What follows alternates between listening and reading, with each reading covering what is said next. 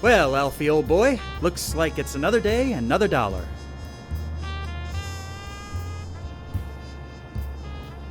Murderer uses telephone to lure victim. Get your newspapers here.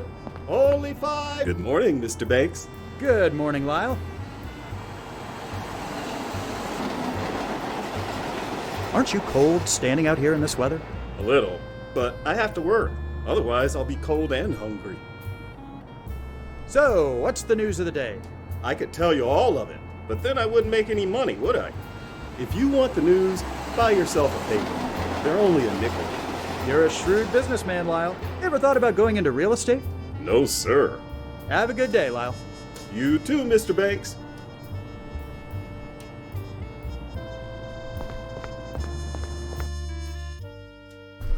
Morning, fellas. What's the good word? Good morning, Banks. Morning, Banks. Horse feathers. Why is it so hot in here? Morris apparently has a chill. He set the heating on as high as it goes this morning. Suggs and I had to prop the door open so we didn't sweat to death. We must be raking in a fair amount this month if he can afford to do that. I sure wish that kid outside would pipe down. I know what you mean, Larry. He's giving me a headache.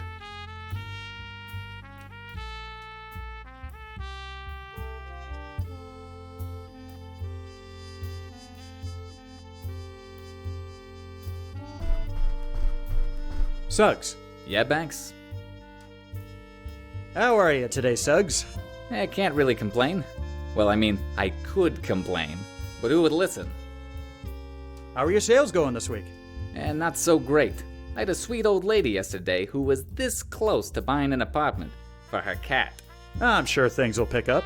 And I'm sure you'd know, being Morris's right hand and all. Now, Suggs, that's hardly fair. You know we're all equal in here. You're right. Forget I said anything. I'll just let you get back to it. Thanks. Got a minute, Murphy? Sure, but I'm still on the clock. Everything going all right with you, Murphy? Yep, everything's copacetic. Sales going okay for you? Could be a lot worse. Could be a lot better, too. You ever going to share your good fortune with us, Banks? What do you mean? You always seem to manage to get the best leads. That's pretty lucky, don't you think? I'm not sure I like what you're implying, Murphy. Not implying, just observing. Anyway, let's drop it. I'll let you get back to work. Mm-hmm. Oh, by the way, Banks, Morris wanted to see you. Said it was important. Thanks for letting me know when I walked in, Suggs. Hey, it's been a busy morning. It must have slipped my mind.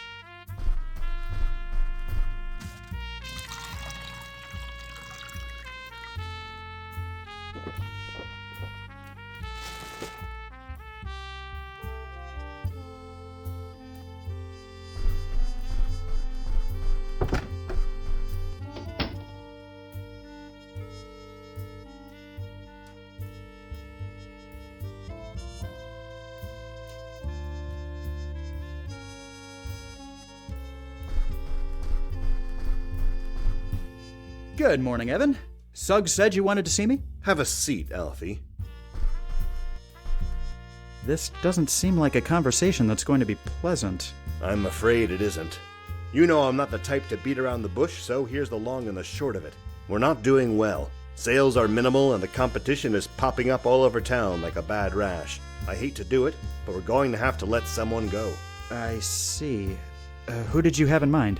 That's mainly why I asked to see you, Alfie. You have more contact with Suggs and Murphy, so I think this decision should be yours. Well, I'm kind of on the spot here, but...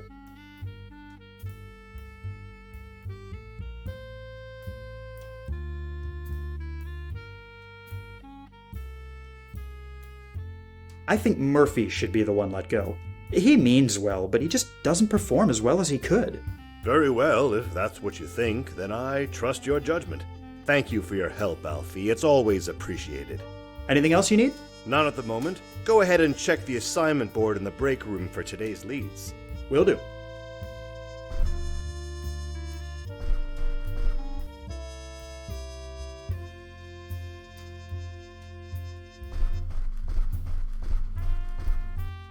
And the son of a bitch says clear as day he means well, but doesn't perform as well as he could.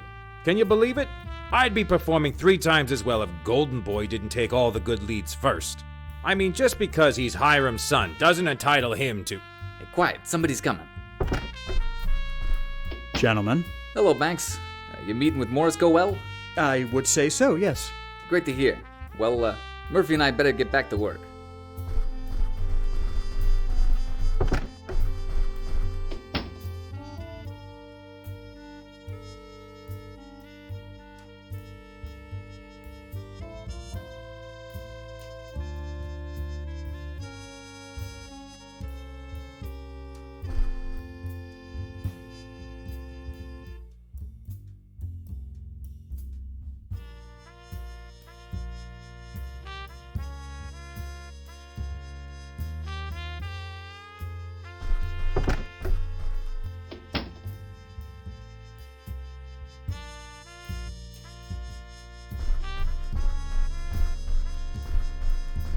Time to make some magic. Operator, connect me to the Stamford residence in Bensonhurst, if you would, please. Hello, is this Ms. Irene Stamford? Yes, hello, this is Alfred Banks calling from Morrison Banks. I just wanted to follow up on the deposit you put down in the apartment in Flatbush. No, thank you very much, Mr. Contis. A pleasure doing business with you.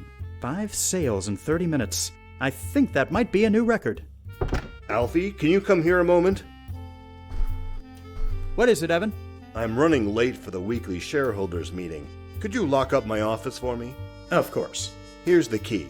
I'll be back shortly.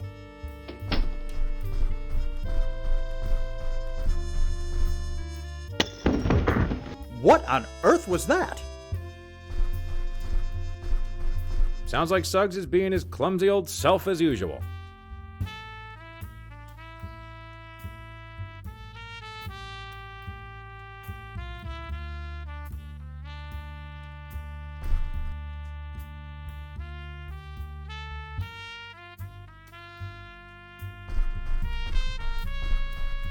Let me know if you need any help in there. Suggs, what's going on? I was trying to change a light bulb and slipped. But I'm fine. All that's hurt is my pride. Here, let me help you clean up. Thanks, Banks. I have to get back to it now. That was a bit odd.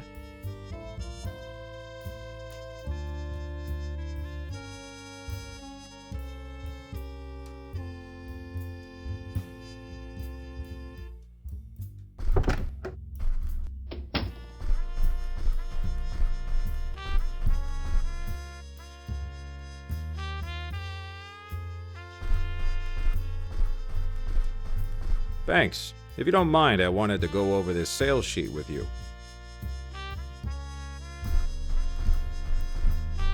I'm back, Alfie. Got my key? Yes, Evan, it's right. Odd. I thought I'd put it in my other pocket. Anyway, here you are.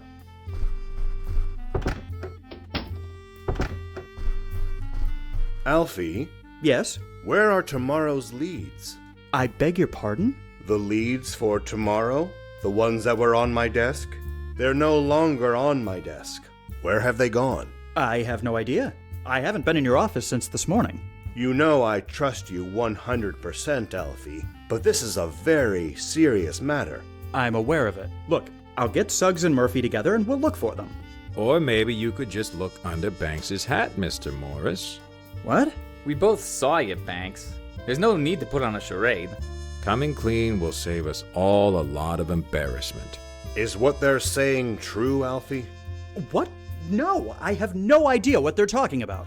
Then you won't mind me looking under your hat? Just to be sure you understand. See for yourself. Alfie, really? You of all people?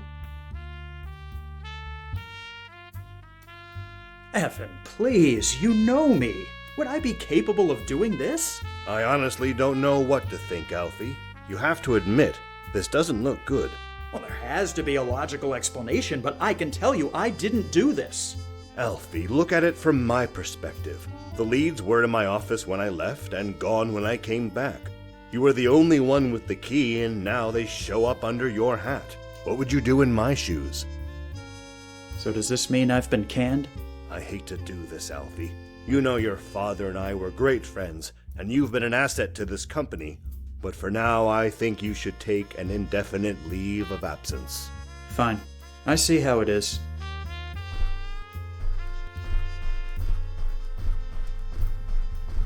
I guess I'll see you fellas around. Hey, no hard feelings, Banks. Here you go. See? They ain't even wooden.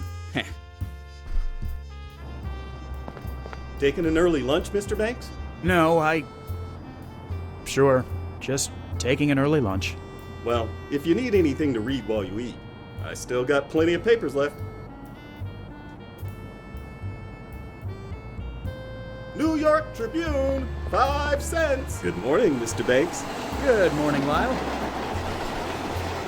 Don't suppose the news of the day can be any worse than the morning I've had. Let me have a paper, please. That'll be a nickel. Thanks, Lyle. Murder, extortion, robbery, par for the course in this city. What's this? Merrick making waves in Florida?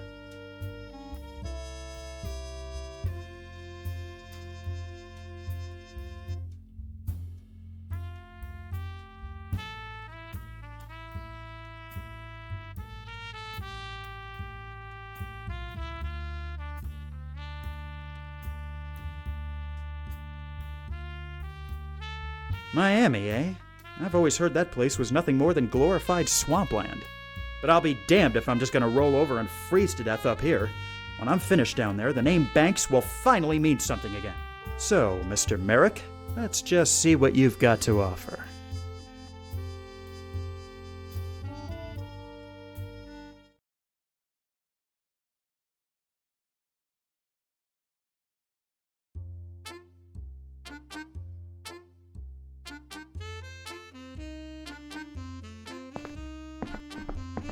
Hello, Miami. Alfie Banks. Huzzah! Oh, horse feathers. This humidity is something else. Right.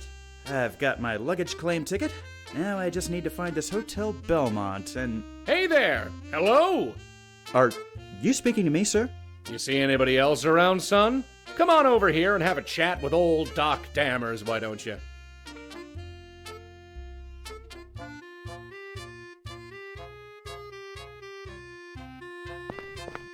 May I help you with something? Pardon me for saying so, my boy, but I believe I'm the one who can offer you the help. I'm really not interested in buying anything, sir. Of course you aren't. Did you think I just fell off the turnip truck? I can tell a fellow salesman a mile away. You're here to get a piece of the action, aren't you? Yes, I suppose I am. Then consider this your own little welcoming committee. What did you say your name was? I didn't. It's Banks. Alfred Banks. Well then, welcome to Miami, Alfred Banks. By your complexion, I'm guessing you come from up north. Yes, New York, actually. Hell of a town, but you'll find we do things a bit differently down here. If you got any questions, feel free to ask. I'm interested in this Coral Gables development I've heard about. Oh, straight to the top, eh? They call it Miami's master suburb. It's been meticulously planned and is ready to start construction at any moment. Lots are going faster than a Tin Lizzie downhill. If you want to get involved there, you're going to need to talk to the man in charge, George Merrick. Where can I find George Merrick? He's got a sales office downtown, right on Flagler Street. Look for the building made of coral rock next to the Stocks and Bonds office. You can't miss it. Of course, George is incredibly busy these days and doesn't talk to just anyone. Maybe not, but he'll talk to me. I like your spirit, kid. You'll get places thinking like that. What's the current market like down here? I've heard quite a few things back in New York. People are buying left and right. It's a great time to be in real estate. Plenty of dough to be made. Every day, more and more locals and tourists come looking for their own spot of land, and we're here to sell. Mark my words, Banks, we're on the verge of something great. How long have you been in this business? Probably longer than you've been alive, son. Before this opportunity opened up, I was selling lots on Miami Beach for Carl Fisher himself. Surely you saw his billboard in Times Square. You mean it's June in Miami? Of course, everyone saw that. It's partly what inspired me to come down here. Glad to hear it. That's a perfect example of good marketing and knowing your audience. Why do you think I'm out here by the train station? New arrivals are the easiest to sell to. There's a free piece of advice for you, Banks. I appreciate the information, Mr. Dammers, but I'm afraid I must be going. Of course, eager to get started, I understand. And believe me, there'll be plenty to do very soon. It was a pleasure to have met you. Maybe I'll see you around town. I can more or less guarantee that, my boy.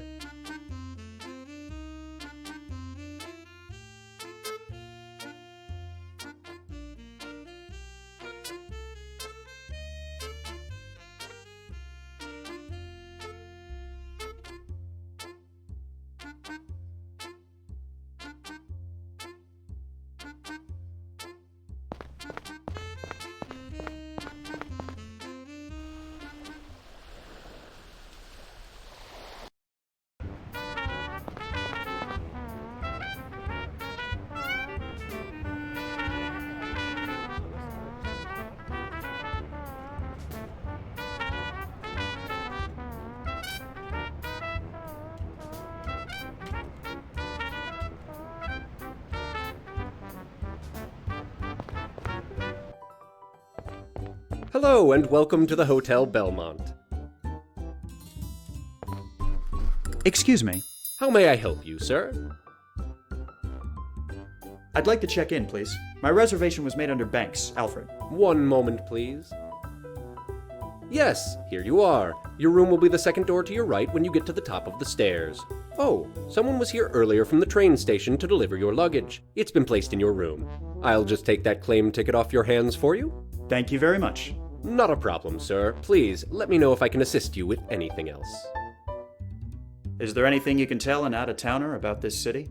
Certainly. It's been growing at an alarming rate, especially in the past few years. There's no denying we're at the start of a land boom. I hear tell this new Coral Gables development is going to bring in thousands more people as well. At this pace, we could be the next Manhattan by 25. Thank you for your assistance, my good man. Happy to help.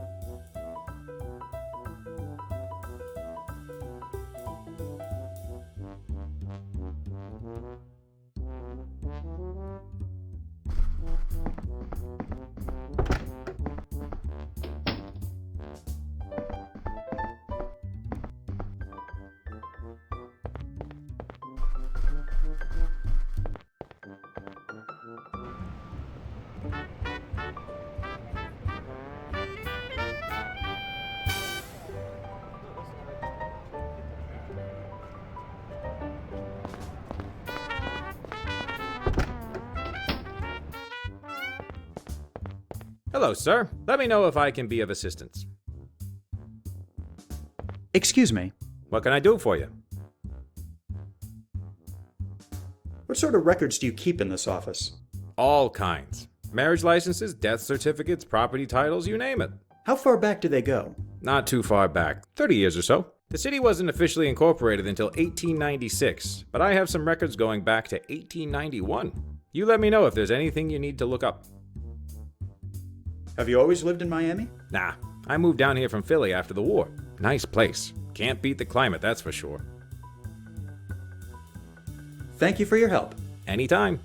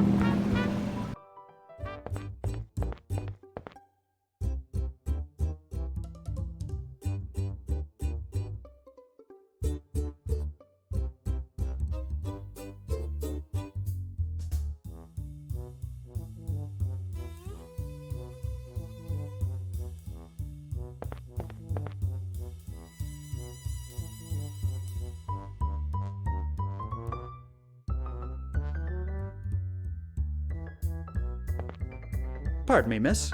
I'm terribly sorry, sir, but I'm just too busy for you right now. Perhaps you could come back another time? Another time? I've just come all the way from New York. Surely there's something a lovely young lady like you can do to help out a man in need? Look, Buster, I've heard it all before. Like I said, I haven't got time for you at this moment. What seems to be the trouble? Well, not that you'd care, but I need to get these letters written. And seeing as the weekly shipment of supplies has been delayed, I'm forced to do them by hand. You seem very dedicated to your job. I can appreciate that. I am, yes. Mainly because I want to keep it. Now, unless you want to come back here and pick up a pen, I really need to get back to my work. A tempting offer, but I'll have to decline. I'll be back later.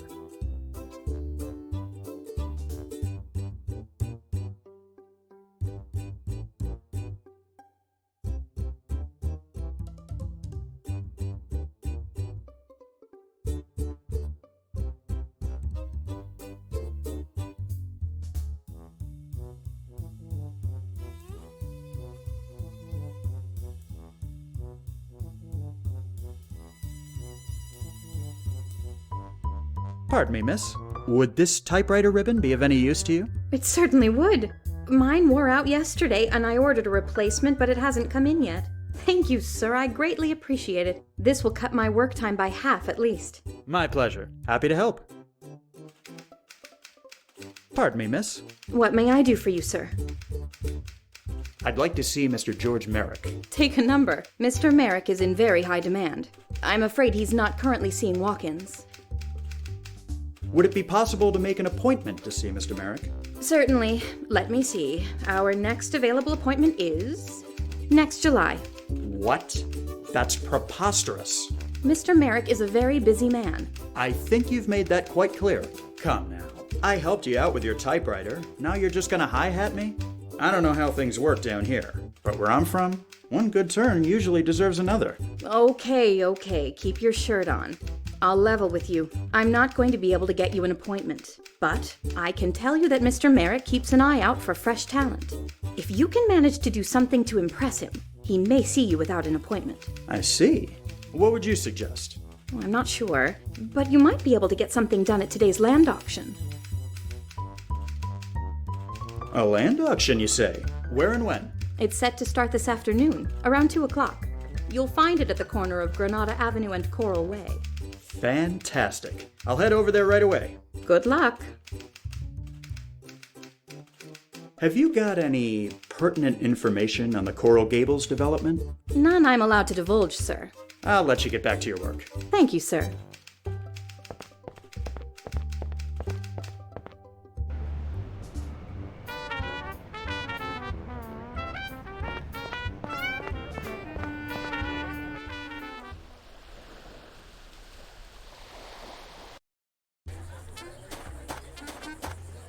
Any bids for 200? 200.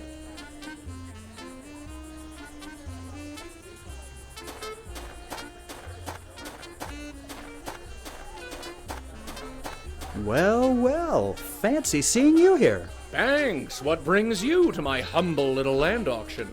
I'm trying to see Mr. Merrick, but it's proving a bit more difficult than I'd anticipated. Don't say old Doc didn't warn you, son. Anyway, I'd love to chat, but I'm a bit tied up at the moment. Is there anything I can do to help?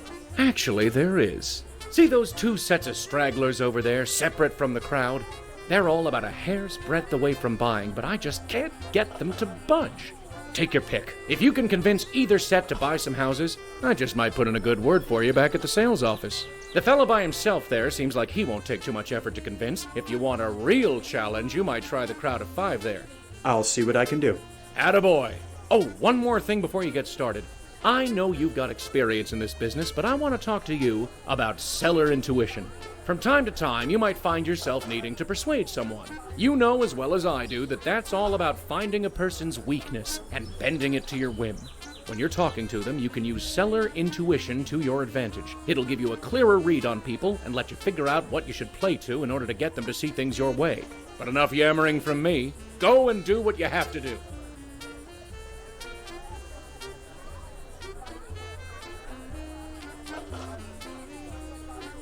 Come on, folks, it's a beautiful day to buy some land.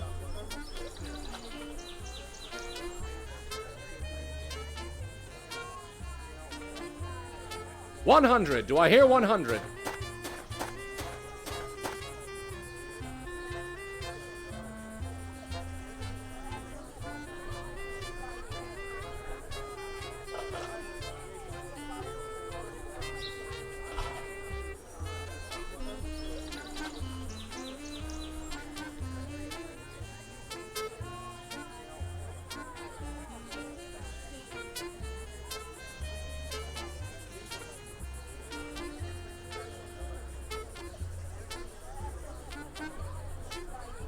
Alfred Banks is the name, and real estate is my game. You can call me Alfie if you like.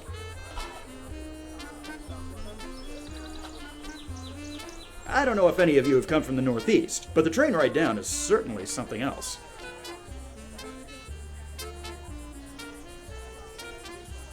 First, you folks tell me what you can afford, then we'll have a good laugh and go on from there.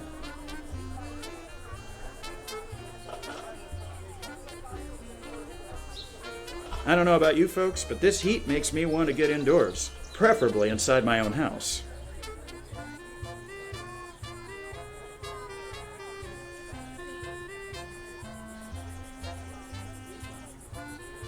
By the way, my name is Alfred Banks. You can call me Alfie if you like.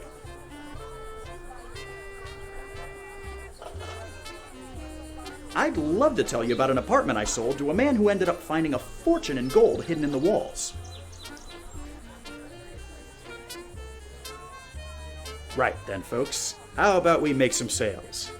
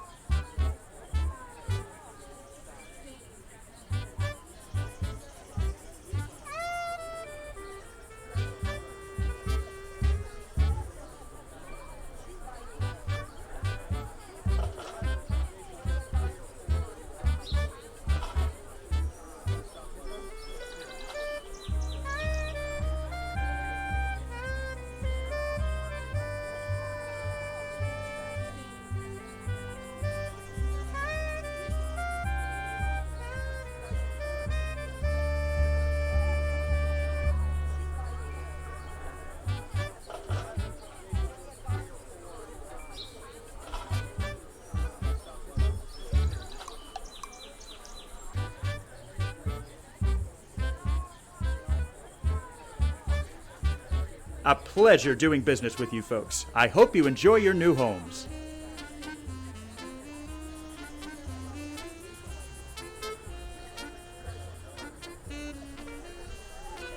Nice job over there, Banks. You got a real knack for this business.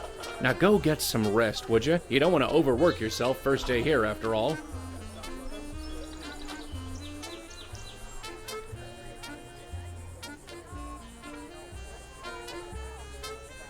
Any bids for 200? 200!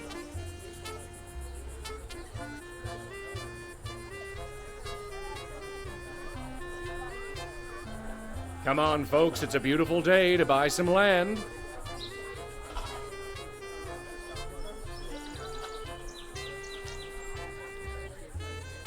Do I hear any bids for the Madrid lots? You'd be a fool to let those slip away.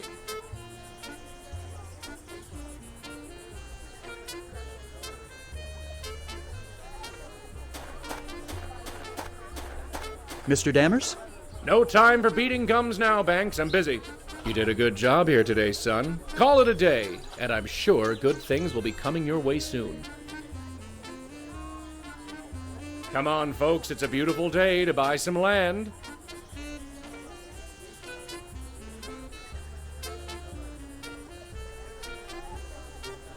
Do I hear any bids for the Madrid lots? You'd be a fool to let those slip away.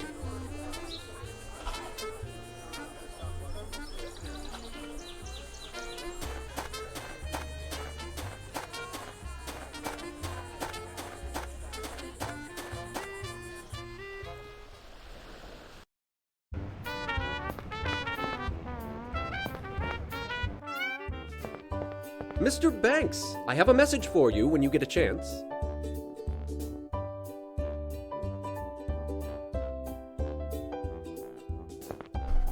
Excuse me. How may I help you, sir? You said you had a message for me. Yes, sir. From George Merrick at the Coral Gables sales office. He's asked you to stop by at your earliest convenience. Fantastic. Thank you.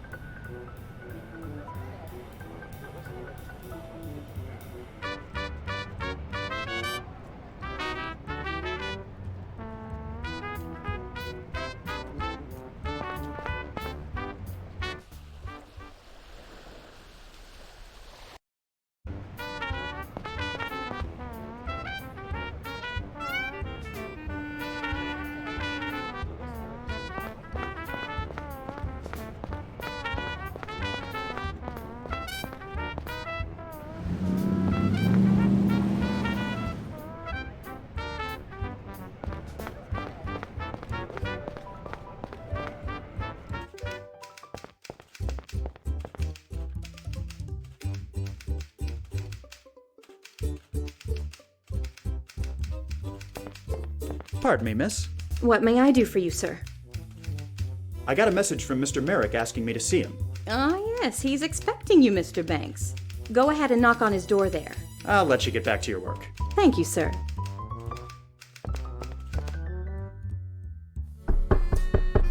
Come in. Good afternoon, Mr. Merrick. I'm Alfred Banks. You wanted to see me? Ah, yes, of course, Mr. Banks. Please come in. Make yourself at home.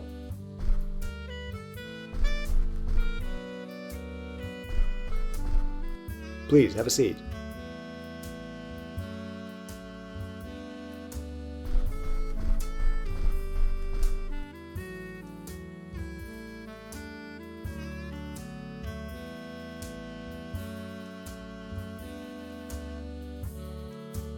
It really is a pleasure to finally meet you, Mr. Merrick. Like I said, my name is Alfred Banks, and I know who you are, Mr. Banks. I was well aware of your father's work up north. It seems apparent that you are eagerly following in his footsteps. You've gotten my attention. Now let's see how serious you really are. I see great potential in you, but a good sales agent needs more than just talent. He needs ability and know-how. I've got those in spades. You're certainly confident, I'll give you that. In any case, I have a few small setbacks which I need to deal with, and I think they would serve as an excellent proving ground for you. Proving ground? Think of it as an extended job interview. I'm all ears. What do you need? I can give you more details as you need them, but currently I'm faced with 3 concerns. The first is a man living on a prime piece of land who is refusing to sell. The second is my need for quality advertising. And the third is getting back some stolen design plans.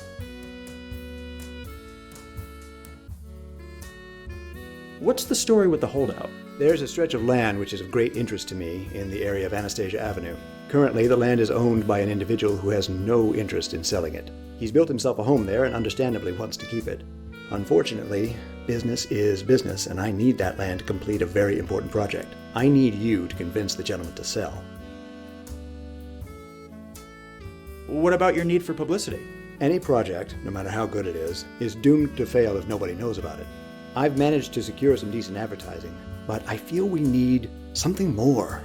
The story of Coral Gables needs to make headlines. I'd like you to head over to the Miami Herald building and see if you can befriend a reporter or two.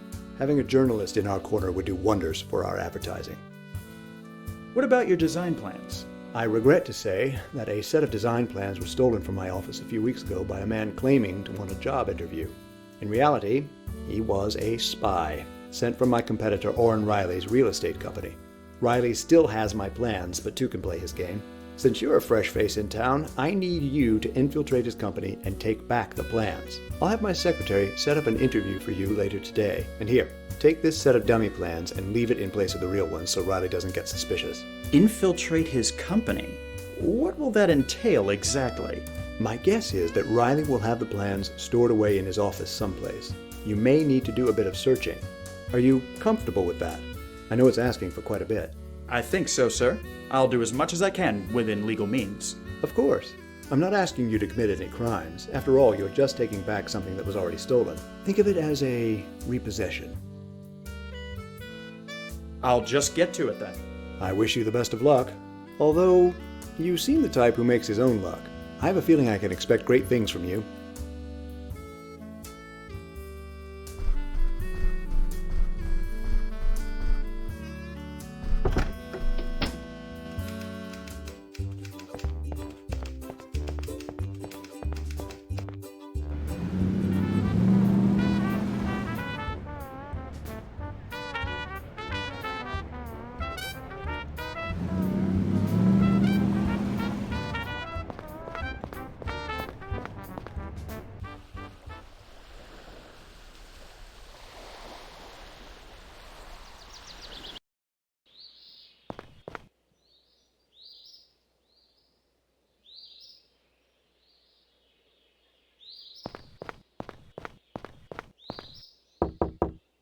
Yes?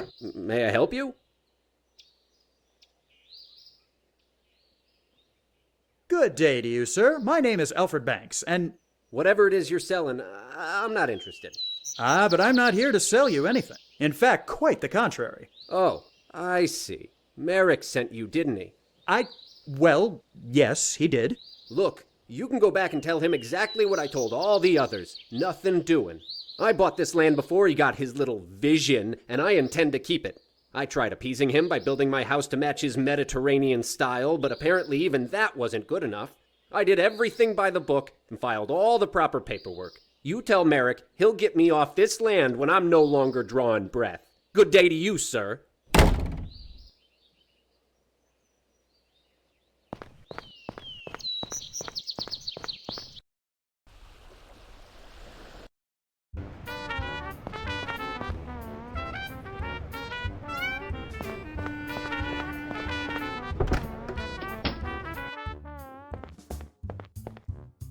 Excuse me.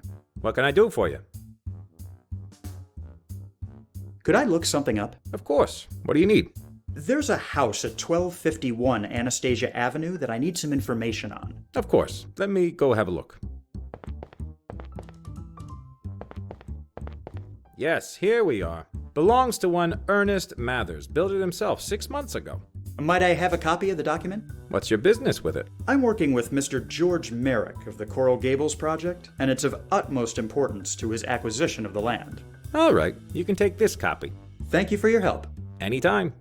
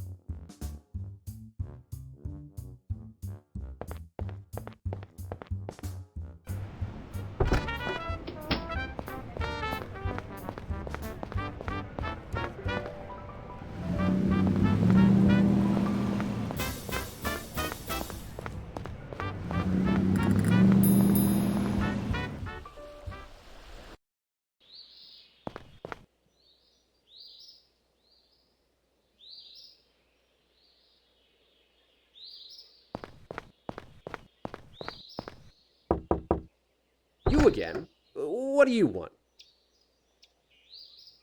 Mr. Mathers, I've just been to the Hall of Records downtown, and I pulled up a copy of your house record. Yes? And? It seems you had a property inspection done when you completed the house, but it was very basic. Furthermore, you didn't pull any construction permits. I didn't need to. I haven't done any exterior work. Nevertheless, I'm afraid I'll need to perform an inspection of your home just as a matter of record. On what authority?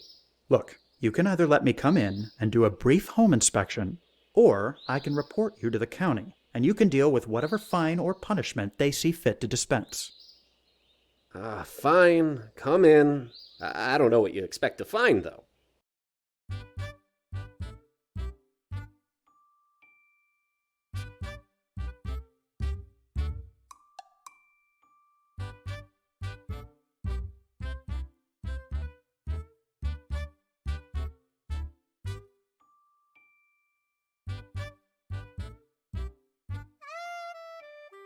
This wall shows clear signs of water damage. You probably have a cracked pipe somewhere back there. Oh, I suppose that would explain it.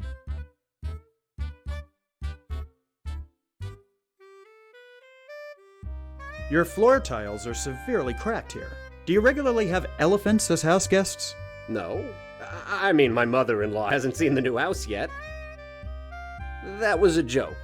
I'm sure it was. Quite a nasty buildup of mold you have here. My wife told me she'd clean it up. These baseboards look like they were installed during the Roosevelt administration. No, they're supposed to look like that. It's the style, makes them seem classic. What a mess! You clearly have a problem with a water leak. And I've called the plumber, but he's yet to get back to me.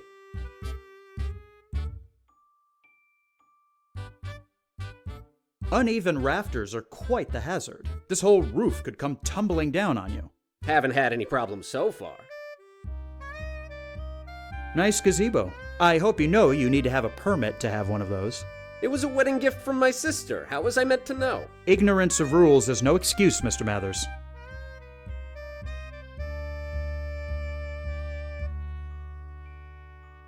Your fireplace seems to be letting go of some of its tiles. Oh, yes. I've been meaning to fix those. You seem to have several problems in this home. Are you sure you performed a thorough inspection? Well, yes. Yeah, I'm sure I did. I see. And who was it that performed this inspection exactly? Why, it was a man. Yes, a man from the city. And did you happen to get this man's name? Well, no, I wasn't aware of... You didn't really have an inspection performed, did you? No. I paid someone to say they had done one on the public record. You won't tell anyone, will you? You're in quite a state here, Mr. Mathers. Not only did you build this house without the proper permits, but you also put fraudulent information on your report. This doesn't look good any way you cut it. Please, I have money.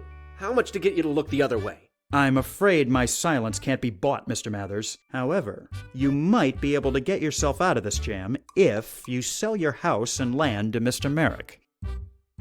So this is what it's come to. I see how it is. You come in here playing the White Knight, but you're no better than any of the rest of them. I did what I had to do to keep my land, but I suppose that was all for naught. Fine. I'll call up Mr. Merrick and tell him he's won. I hope you can live with yourself, you snake. I'm sure I'll manage. Have a nice afternoon, sir.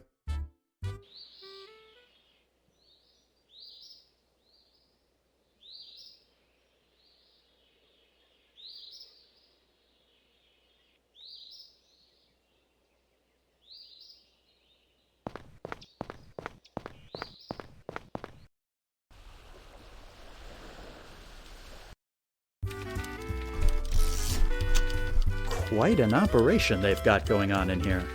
Hello, sir. Let me know if I can help you with anything. May I have a moment? You may. I'm Alfred Banks, and I believe you have the advantage.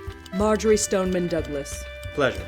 What is it you do around here, Miss Douglas? I write articles, conduct interviews, and investigate stories. I'm what's commonly referred to in this business as a reporter.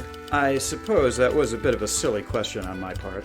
Well, at least you can admit to it. That puts you ahead of most.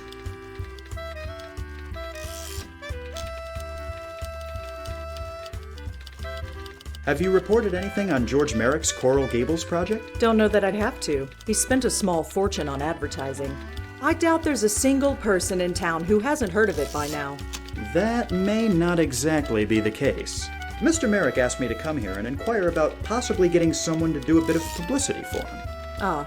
Suddenly it all becomes clear. Let's get something straight right now. I'm not some dumb Dora at anyone's beck and call. If Merrick wants a reporter in his pocket, it'll have to be someone else. I'm far too busy to find myself on the leash of some land developer and his cronies. Now, let's not be so hasty. I'm sure Mr. Merrick isn't looking for a lapdog, just someone who can provide some help. Maybe we can reach some sort of agreement. Now that you mention it, maybe we can. Okay, I'll help you out if you do me a favor first. Name it. There's a story I've been following, but I've hit a bit of a roadblock. Are you familiar with Jeremiah Miller? Afraid not. Who is he? He's a local politician, county commissioner in fact, very outspoken on the subject of prohibition. I have reason to believe, however, that he's full of hot air. Unfortunately, I've never been able to get close enough to him to see if my hunch is right. So, where do I come in? Miller enjoys spending his time at the Miami Men's Club on Brickell Avenue. I figure if he's going to indulge in any illicit pastimes, that would be his ideal spot. As I am of the fairer sex and therefore not allowed inside, I need someone I can trust to get in there and see if I'm right. And you trust me? Not particularly, but you're my best hope, and you need my help. So I figured you've got the best chance of actually getting this done. So, if I catch Miller in the act, what then? Bring me some sort of proof of his hypocrisy, be it a photograph or a signed confession. I'm not fussy. I'll see what I can do. Do you enjoy your work here? I do, although to be completely frank, it's gotten a bit tedious. Granted, what I'm doing now is much better than what I did when I started, that being the society column. Back then, things were so slow I made up half my stories. It certainly seems like there's a lot going on in town these days. I won't argue with you on that point, but we'll see what the future brings. Maybe I'll take a crack at going out on my own. We've managed to get the vote. I see no reason why a woman can't make a name for herself as a freelance writer. Anything you can tell me about Miami? When I first got here, this was no more than a glorified railroad terminal. There were less than 5,000 people and the streets were made of white dust. Now we've got hundreds, if not thousands, of new faces showing up every day and are constantly expanding. I bet it won't be long before some other fool tries draining the Everglades to make more room. I'll see you around. Count on it.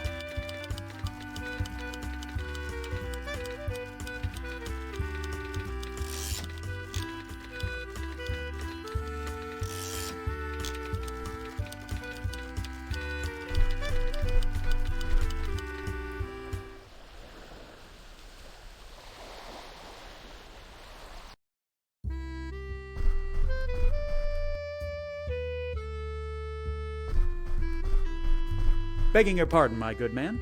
Yes? This seems a rather exclusive establishment. Yes, sir, it is. Did you need something in particular, or did you prefer to stand around all day discussing the obvious? Let's say, hypothetically speaking, that someone wanted to join your club. How would one go about doing so? It's a rather simple three-step process. 1, you have to be a man. I believe you've already met that requirement. 2, you must prove your pedigree. We don't just allow anyone in off the street. Finally, you need to have a respected member of the community vouch for you. Once you've done that, it's a simple matter of waiting to be contacted for approval. Let's say, hypothetically speaking, that someone wanted to join your club. How would one go about doing so? It's a rather simple three-step process. 1, you have to be a man. I believe you've already met that requirement.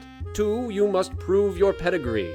We don't just allow anyone in off the street. Finally, you need to have a respected member of the community vouch for you. Once you've done that, it's a simple matter of waiting to be contacted for approval.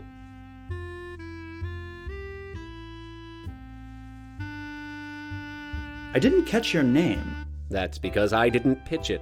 You can call me Morris if you need anything.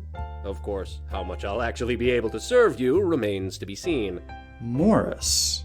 Any relation to Evan Morris from New York? I don't think so, no. Oh, well, I guess that helps my chances of getting into this club at least. Are you familiar with a gentleman by the name of Jeremiah Miller? I'm not at liberty to say. Come on, I know for a fact that he's a member of this club. Then why did you ask me? Because I want to know what you know about him. As I said, I'm not at liberty to discuss members of this club with non-members. I'm sure you understand. Let's say, hypothetically speaking, that someone wanted to join your club. How would one go about doing so? It's a rather simple three-step process. 1, you have to be a man. I believe you've already met that requirement. 2, you must prove your pedigree. We don't just allow anyone in off the street. Finally, you need to have a respected member of the community vouch for you. Once you've done that, it's a simple matter of waiting to be contacted for approval. Let's say, how would one... It's 1, 2, final, once... I'm afraid I must be going.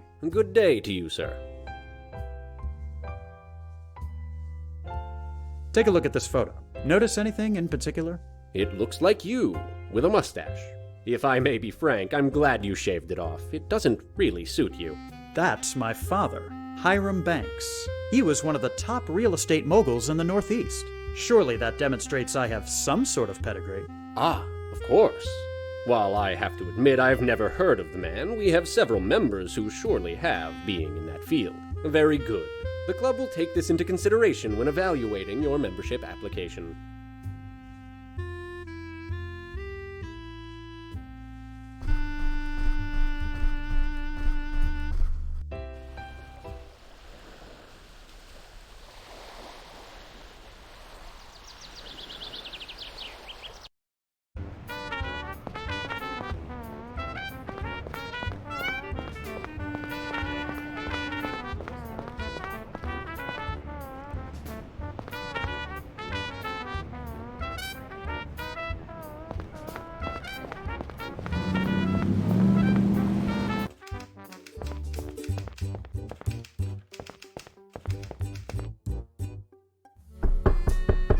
Come in. Hello, Mr. Merrick. Thanks. A pleasure to see you. Please, have a seat.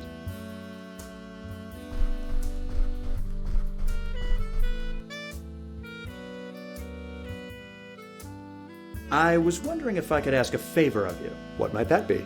I'm trying to join the Miami Men's Club, and I need someone to vouch for me. A society climber on your first day in town? It's not quite like that. I understand. Sometimes this business makes us do things we weren't expecting. You're telling me. Very well. Give me 1 moment and I'll have Miss Rogers type up a letter for you.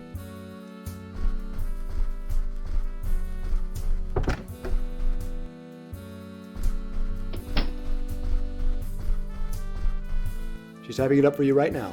Thank you, Mr. Merrick. My pleasure.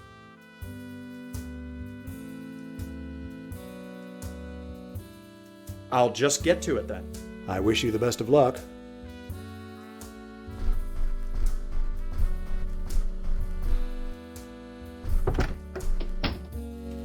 Here you are, Mr. Banks.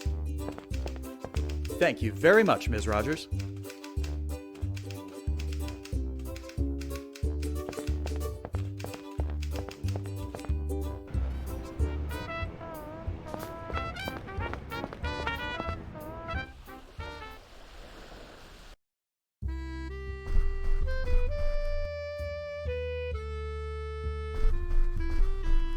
Have a look at this. It's a letter from George Merrick sponsoring my entry into your club.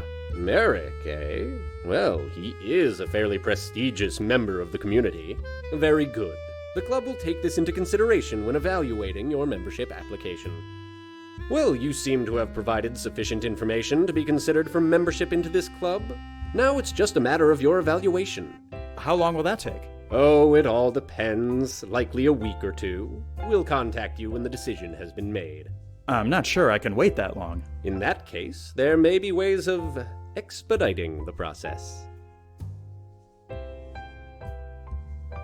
Say, friend, you've really been a great help today. I'd like to give you a little something for your trouble. Why, thank you, Mr. Banks. Ah, well, what do you know? It seems the results of your evaluation are in, and you've passed with flying colors. Welcome to the Miami Men's Club. Please feel free to use any of the club's amenities at your leisure. And of course, if there's anything I can do for you, please let me know. May I take your hat, sir? Yes, of course. Much appreciated. Well, look at this, boys. It seems we've got a new member.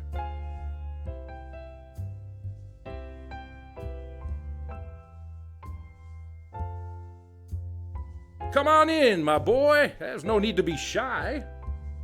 What's your name, and where are you coming from? Alfred Banks from New York. Just relocated to Miami this morning. I must say, you work fast, Banks. Just arrived and already a member of one of the best men's clubs in town. You must really be the cat's pajamas. Well, But where are my manners? I'm Jeremiah Miller, County Commissioner, District 2. Pleasure. I welcome you not only to the club, but to our fair city as well. Thank you, sir. Feel free to make yourself at home and get to know the others. If you have any questions about the city or anything else, I'll be happy to help. Good book?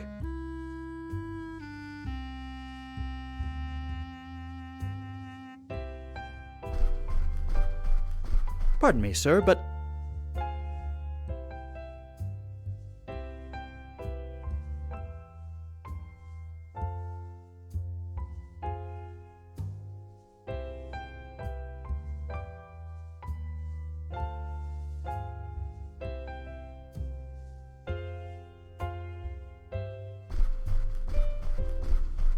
Mr. Miller? What can I help you with, Banks? So, you're a county commissioner. Indeed, I am. What does that entail exactly? Well, I won't bore you with the particulars, but basically I'm one of several elected officials who run the county. It's not a bad jumping point if you, like me, are interested in furthering your political career. Your best bet is to find a platform and rally up supporters. After that, climbing the ladder is duck soup. Oh, my game is real estate, not politics. You mean there's a difference? We're both out to screw the next chump over. Why, our fields are practically brothers. Isn't that a bit cynical, sir? Oh, it's a necessary quality in this business, my friend. Now, don't dismiss my idea so easily, Banks. You've got the makings of a politician in you. I wouldn't be surprised to see you in office somewhere within the next few years. I've heard you've got a particularly strong stance on the subject of prohibition. You heard correctly, Banks. I have a strict no-tolerance policy. Oh, don't get me wrong. What a man does in his home is his business. But people going out on the town and getting smoked, it's unacceptable. Just a minute. Are you saying you're fine with a man drinking in his own home? Well, come now, old sport. Don't be naive. Every man enjoys a little nip now and then. Prohibition is designed for the masses, not the individuals. Keep the drink at home, I say. If it's on the streets and in bars, that's where the problem lies, and that's where we have to enforce. Just look at this place. I've made sure we're as dry as a bone in here, and nobody is the worse for it.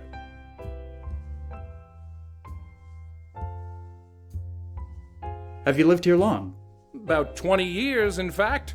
This city has grown considerably since then, and I'm proud to be involved in its government.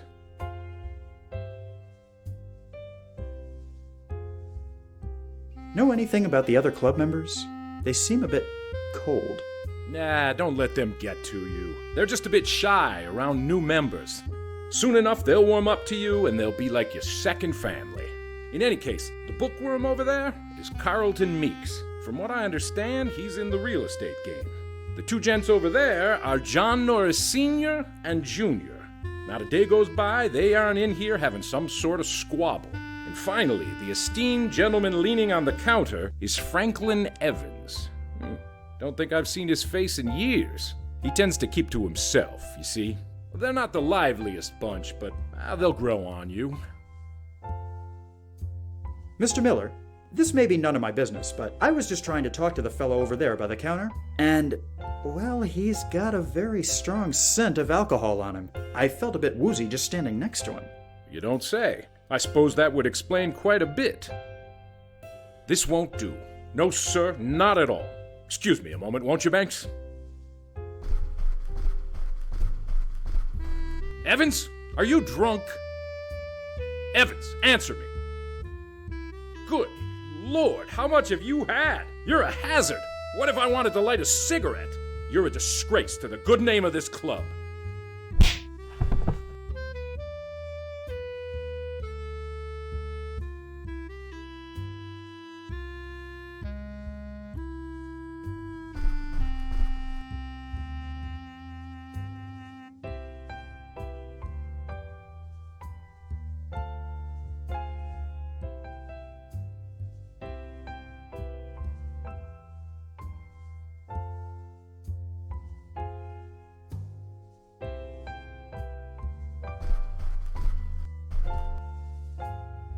Your hat, sir. Thank you.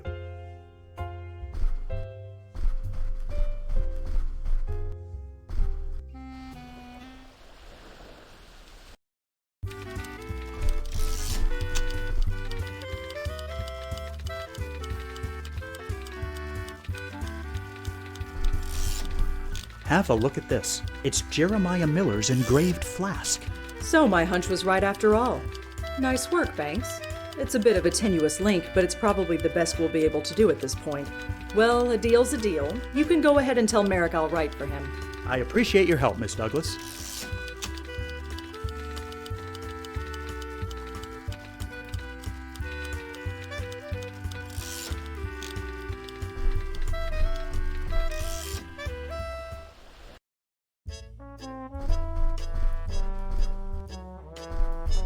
Pardon me, miss. What can I help you with, sir? You seem very relaxed. Do I? Well, I'll have you know I'm anything but. Why, just this afternoon I have an appointment with my pedicurist. Then first thing tomorrow morning it's off to the day spa, and then I have to go to the hair salon. I get the point, miss. I really sympathize with your plight. Oh, well, ain't you a sweetheart? I have an interview scheduled with Mr. Riley today. I see. And your name is? Alfred Banks. Just a minute. Were you going to let him know I'm here? Huh? Oh, right. Hey, Mr. Riley, you got someone here to see you. I think I could have done that myself. Go ahead and go through the door there. Of course. Thank you.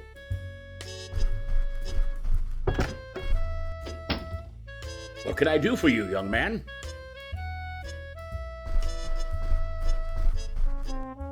Hello, Mr. Riley. My name is Alfred Banks, and I'm here for a job interview. Ah, yes, of course. My secretary informed me you'd be coming in. I'm afraid I'm in a bit of a hurry today, however. I have a very important appointment I must depart for in about 15 minutes. Then I suppose we should get this over with as soon as possible. Yes, of course. Well, let's begin. Why don't we start off by you telling me a bit about yourself?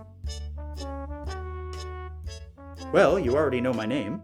I used to work at Morrison Banks up in New York, but recently moved here because of the land boom. I've got plenty of experience from working at my father's company. You don't say. What made you get into real estate? I wanted to follow in the footsteps of my father. Honoring the family business. I greatly respect that. In a way, I'm a bit envious. I don't have any sons, so my business will eventually go to someone else. But I still value family. It's really the most important part of my life. But listen to me babbling. Let's get back to the interview. Now, what do you think you can bring to this company?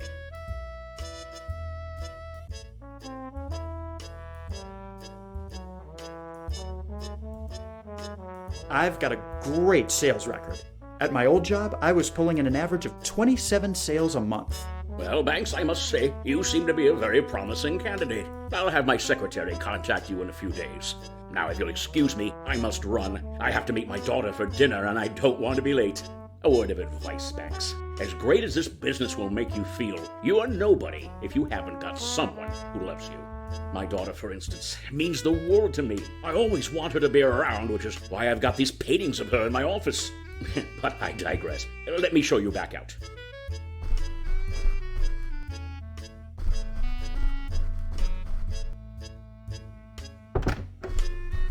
Good day to you, Banks. Caroline, hold my calls.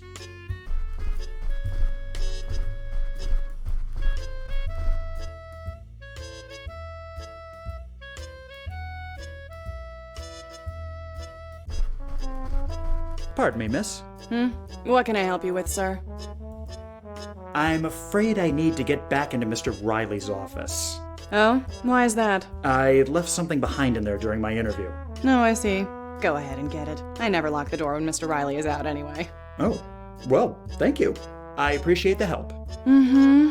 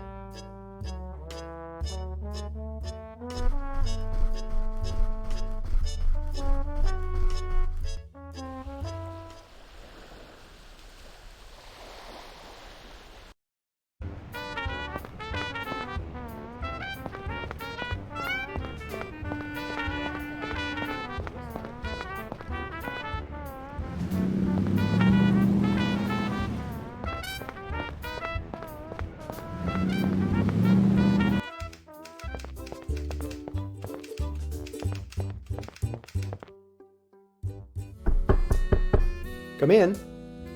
Hello, Mr. Merrick. Thanks. A pleasure to see you. Please, have a seat.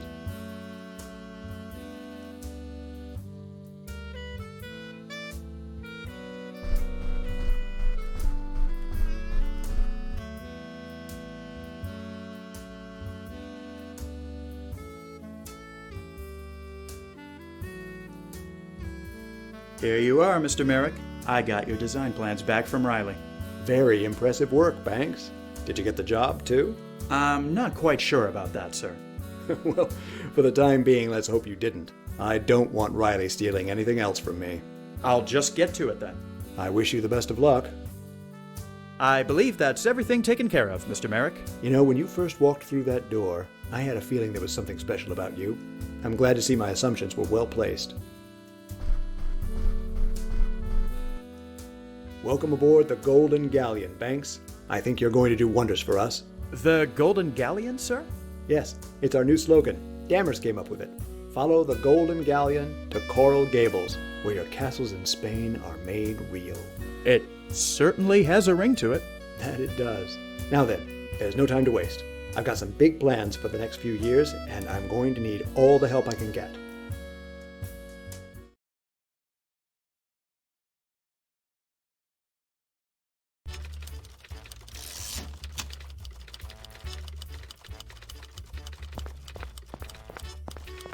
How are those sales going, Banks?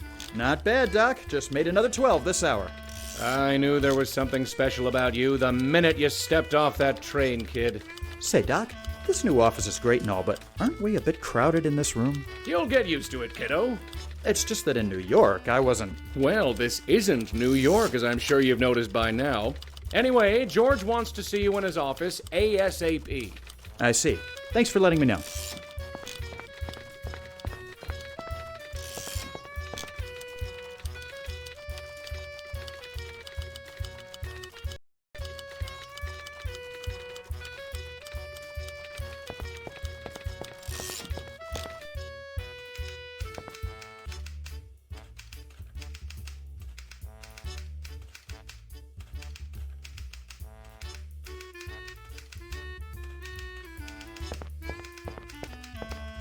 Got a moment, Wilson?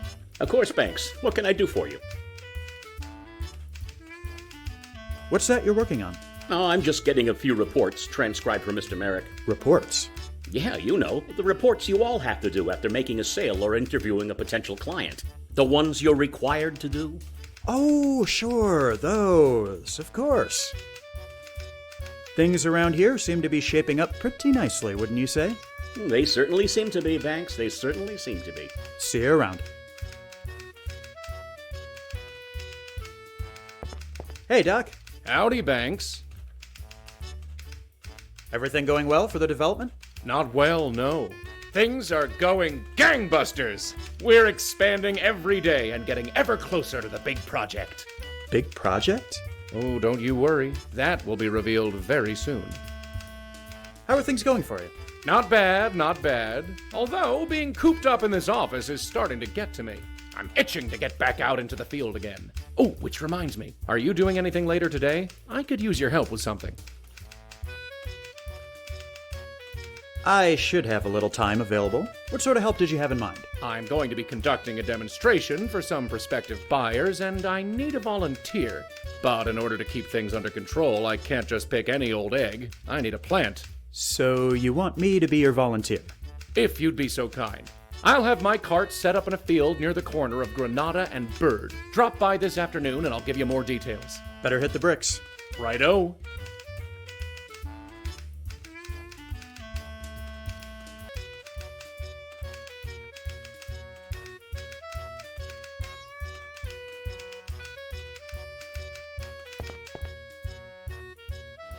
Alfie, good to see you. Please come in. How do you like the new office? It's a bit crowded, but much nicer looking than the one downtown. The success of Coral Gables isn't going to be about money or sales. It's about aesthetics. Well, you've certainly gone above and beyond in that department, sir. There's no need to be so formal. We're all a big family here. Please call me George. Fair enough. What was it you wanted to see me about, George? Ah, yes, of course. I'm giving you a very special assignment. We've been doing fantastic with sales thus far, but I've decided to try a new approach. I'm calling the project State Days. Each week, we'll bring down a group of people by bus from a different state. But it won't just be enough to show them around. We need something more. A spectacle. What kind of spectacle? Ah, this is where you come in. I want you to ask around, see if you can find some sort of performer or show that will impress the crowds. I really wouldn't know where to begin. You're a resourceful young fellow. I'm sure you'll find something. Which reminds me. Here you are, the keys to your own company car. It should make getting around town much easier. No fooling? My own car? It's cheaper for us to have you drive yourself around rather than pay for taxi rides. You can drive, can't you? Well, I admit it's been a while. Just take care not to run into any ditches and you should be fine. Oh, and also, this telegram arrived for you this morning. I was going to send it along with my secretary, but you got here first. Now get to it. I've got a group from New York coming in 2 days and I want some entertainment for them. I'm on it. George? Yes, Alfie? How's everything coming along? Wonderfully. Thank you for asking. Clearly, you can see progress by way of the new office, but we're also expanding to larger projects. I've got my head architect designing a luxury pool, and our largest project is in the initial phase. What exactly is this mysterious project I keep hearing about? It'll be announced soon. I just need to iron out some details. But it will be worth the wait, I can assure you. I'm having a bit of trouble thinking of a suitable spectacle for you. Put yourself in the shoes of the tourists. Remember that what we're selling here is not land. It isn't just a piece of ground on which to put a house. What we are really selling is romance. The stars and the moon, the tropics, the wind off the blue waters, and the perfume of flowers that never grew in northern climes. You need to find something that will excite them even more than that. That's all for now.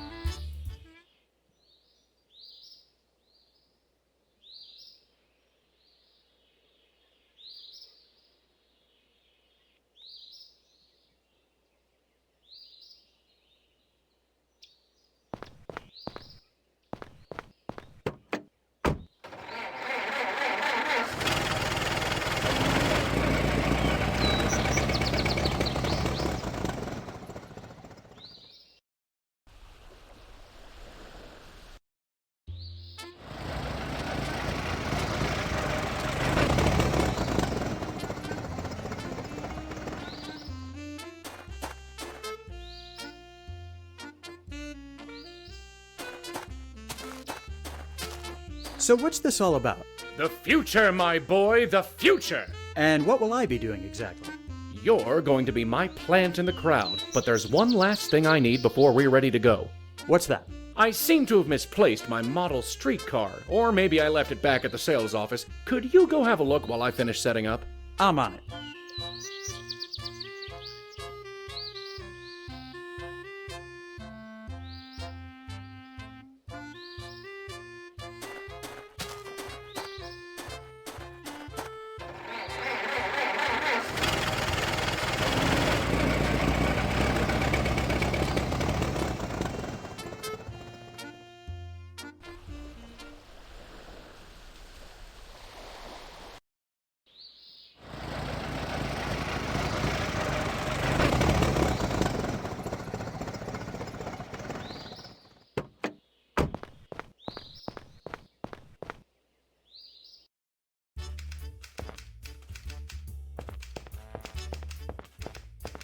Got a moment, Wilson?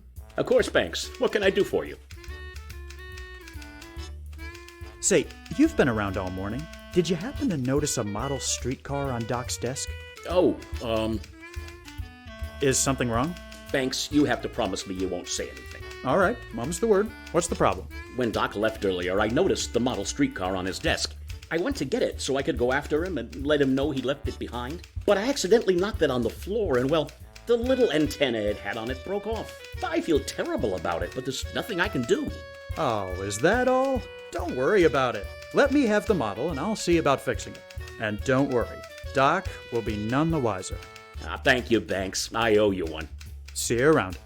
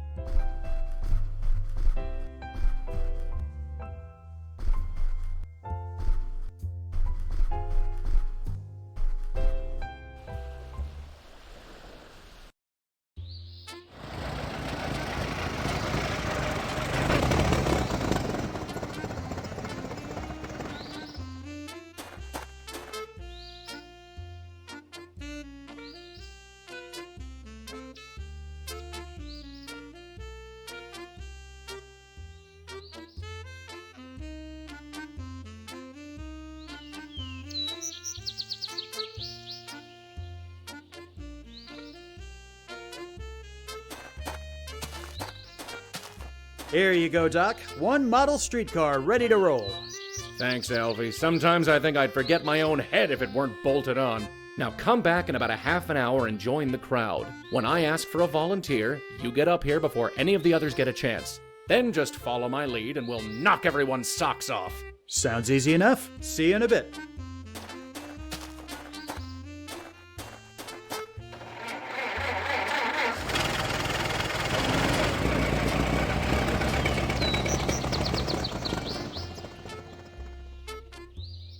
And in order to show off the amazing future of Coral Gables, I'll need a volunteer from the crowd.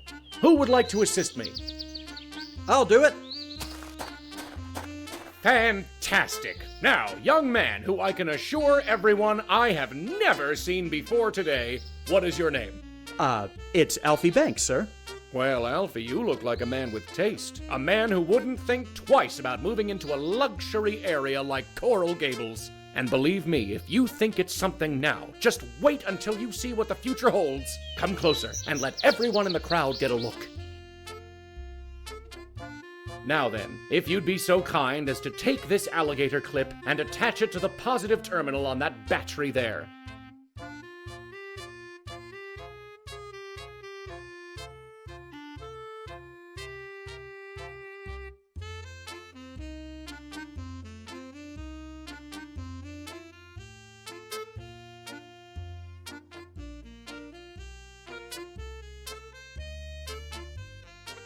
Fantastic. Now just wait 1 second while I get the model. And here we go. Gentlemen, behold the future of Coral Gables. The streetcar. What the... Ah! Doc, are you all right? Well, that certainly went off with a bang, didn't it? Show's over, folks. You can see yourselves out. I don't understand what happened. Seems the antenna on the model car touched the charged up pole and went kablooey. But why would it do that? Probably because some joker swapped the plastic antenna for this metal one with a wire.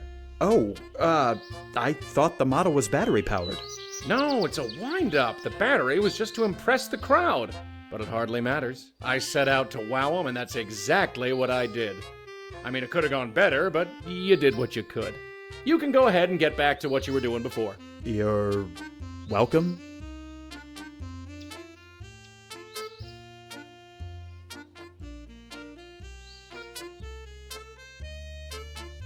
Would you be opposed to me taking your sign, Doc? Take it. I'm sick of the sight of it.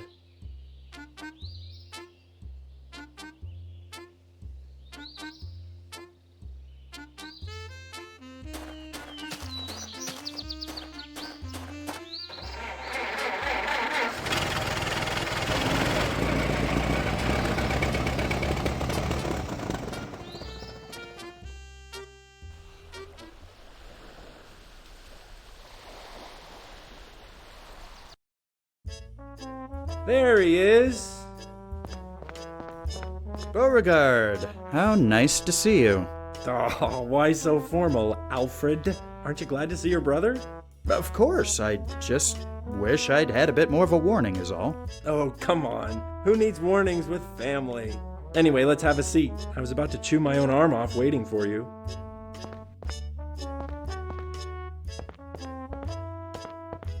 So, tell me what you've been up to. I've been doing fairly well, to be honest. I managed to get hired by George Merrick my first day down here. Well, ain't that just the berries? That your heap out there? Yes, I was given a company car this morning. Hate to imagine what company it's been keeping. What's that supposed to mean? I just figured a high-profile guy like Merrick could afford something nicer, is all. I'm working on an assignment at the moment. Oh yeah? What? I've been put in charge of finding a spectacle to sell lots to people coming in from out of town. No kidding. Sounds like fun. It's not fun, it's work. So, who's to say work can't be fun? You've never worked a day in your life, Bo. How would you know? Are you gonna start with that baloney again? Fair point. Anyhow, I have yet to find anything suitable. Well, if it helps, I overheard that guy over there talking about how his wife was a wing walker or something. Might be something worth looking into. You know, it just might. Thank you, Bo. Why don't you tell me what you've been up to? Not too much, really. I've kind of been in a rut, to tell the truth. I feel like I could use a change. Why don't you go to work for the company? Morris is still peeved at what happened with you. He hasn't been very receptive. Oh. Look, about that. You don't have to explain yourself, Alfie. I know you couldn't possibly have done what he says you did. Whatever really happened, you're better off having left that place. Thank you, Bo. I appreciate your support.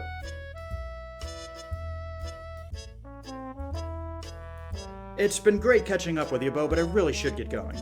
How long are you planning on being in town for? Well, actually, I was considering moving down here too. Really? You're gonna leave Mother alone? She'll be fine. She's got plenty of friends in the neighborhood. Besides, it's gotten to the point where I'm feeling like more of a burden than a help.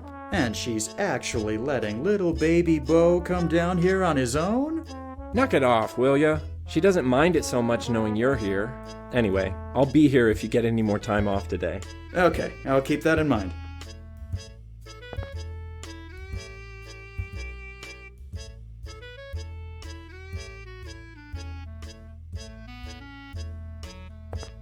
Hey, Bo. Alfie! What's going on?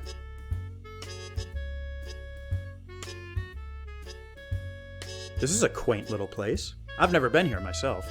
It is, isn't it? Kinda reminds me of the one back home we used to go to. I can see it, sure. But all these diners tend to look the same after a while. There's something about this one. I don't know how to describe it, but it feels special somehow. Why don't you get a job here? I just might, actually. Really?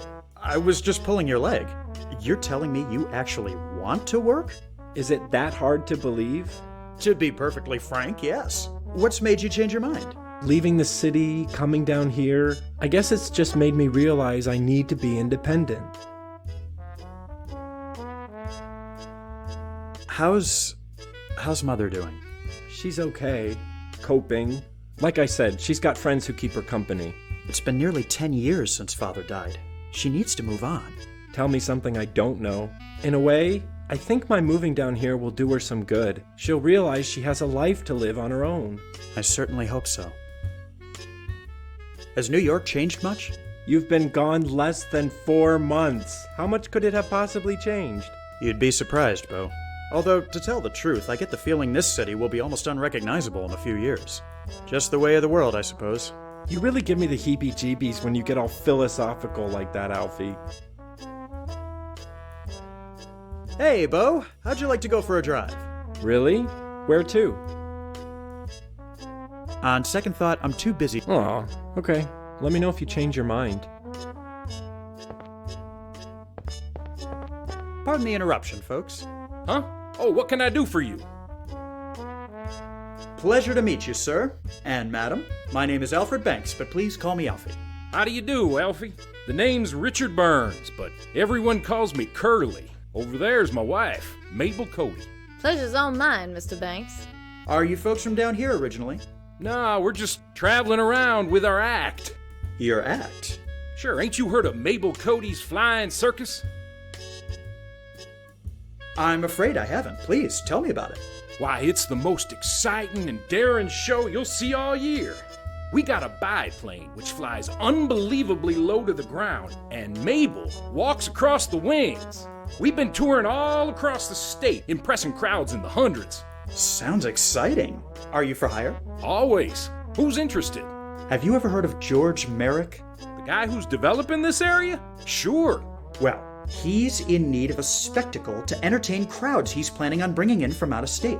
I think your flying circus would fit the bill perfectly. Sounds good. But don't forget about our little issues, Curly. Ah, of course.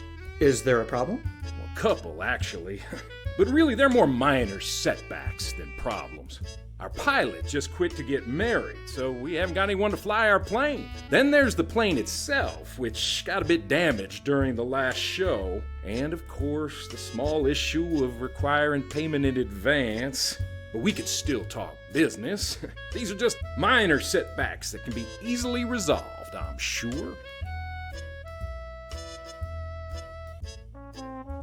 You say you haven't got a pilot?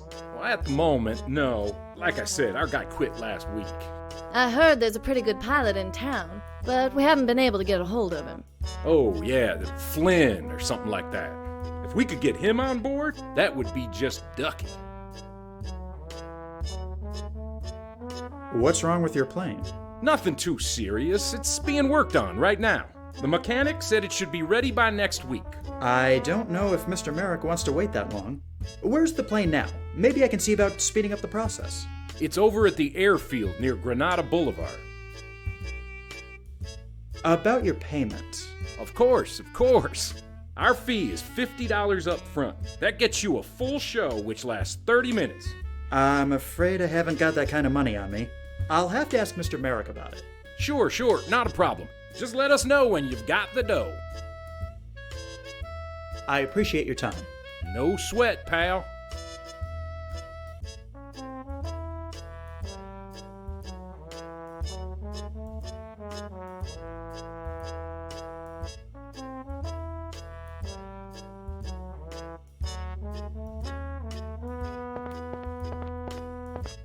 Hey, Bo. Alfie! Hey, Bo. How'd you like to go for... Really? Where? Want to come mingle at the men's club? I'm not really in the mood to listen to a bunch of old men tell stories. Maybe we could go someplace else? Come with me to the sales office? You can see where I work. If it's all the same, I'd rather not. I'll probably just get in the way. On second thought, I'm too busy to go on a ride right now. Aw, okay. Let me know if you change your mind.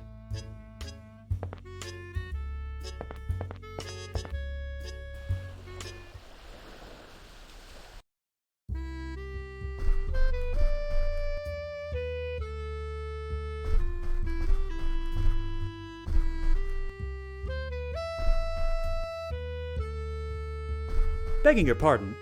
Yeah, what is it? I feel this may be a silly question on my part, but Are you a pilot? Guilty as charged. Zachariah Flynn's the name, but everybody in the know calls me Flyboy. In the know? Sure, anyone with half a brain's heard of my heroic deeds during the war. I suppose my brain must not be intact, because I've never heard of you. Well then, allow me to enlighten you. During my first campaign, I was in a total of 57 dogfights, and I won every single one of them. I racked up 200 enemy kills and earned 17 Medals of Valor. Then I started my second campaign in 1915, where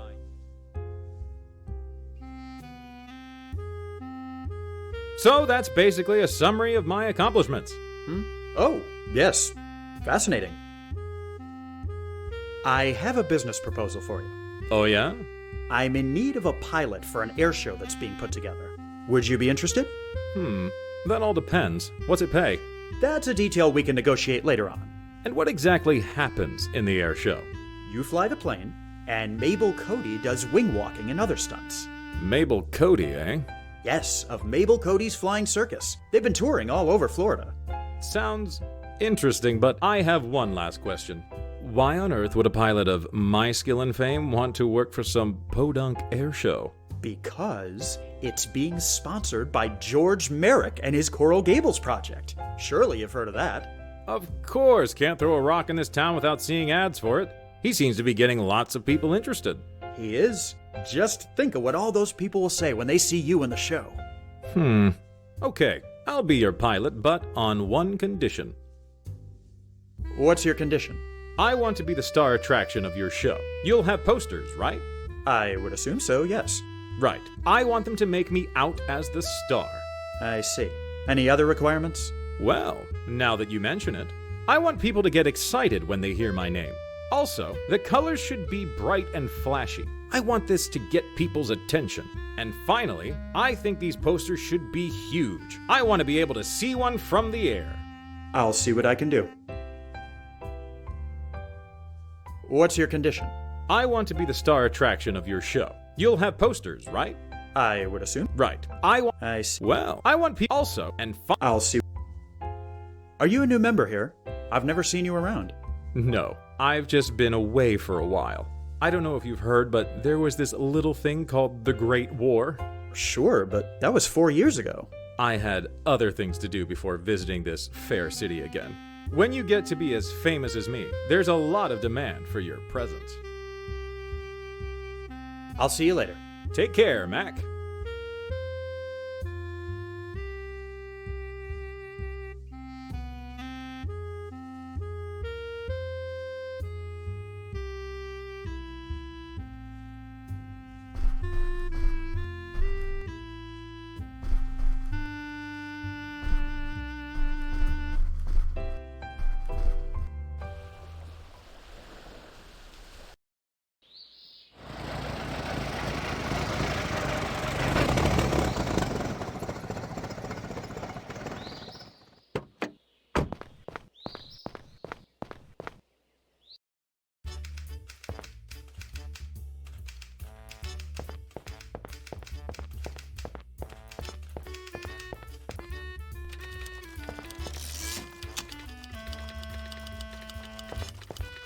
Could I bother you a moment, Miss Rogers? No bother, Mr. Banks. What can I do for you?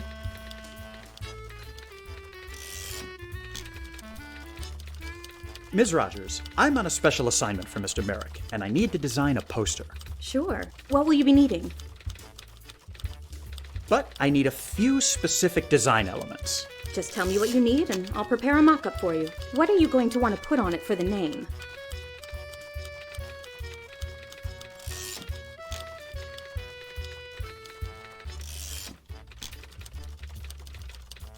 How does Daredevil Flynn's Flying Circus of Doom sound?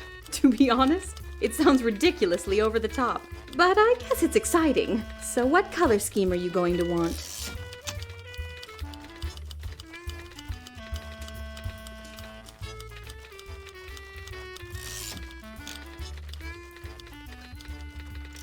Yellow and pink.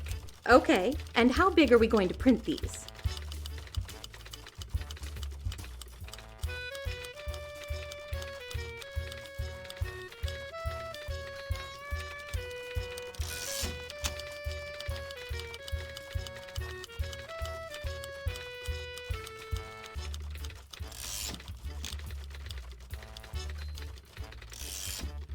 Small.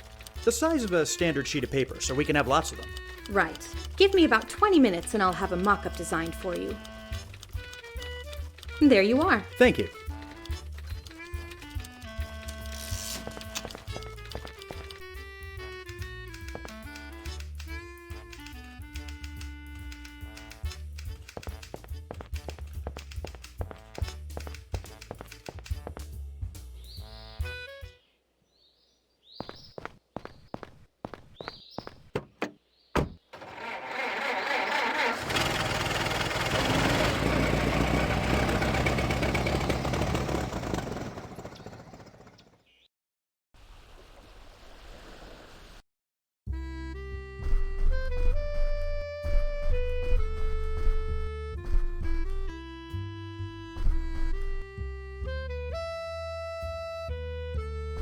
Begging your pardon, Yeah, what is it? I've had this poster made up for the air show. What do you think? Let me see that.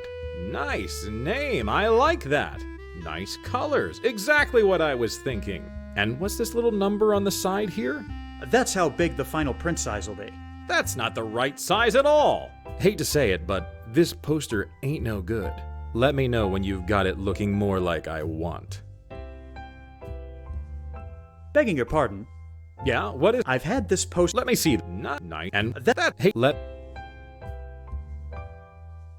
Begging your pardon, Yeah, what...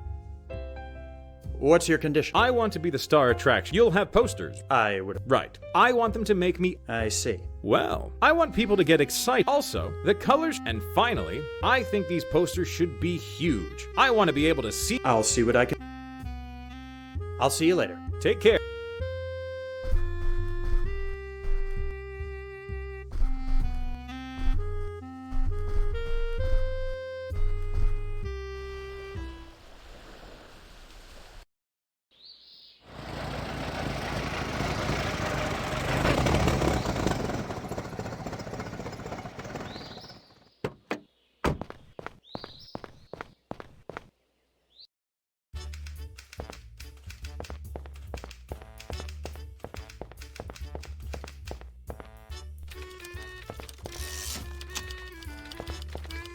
Could I bother you a moment? No bother.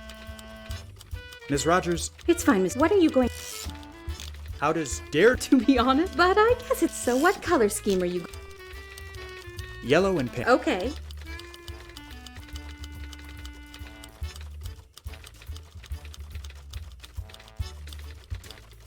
Big. The biggest we can get. Around... You aren't fooling around. Right. Give me about There you are. Thank you.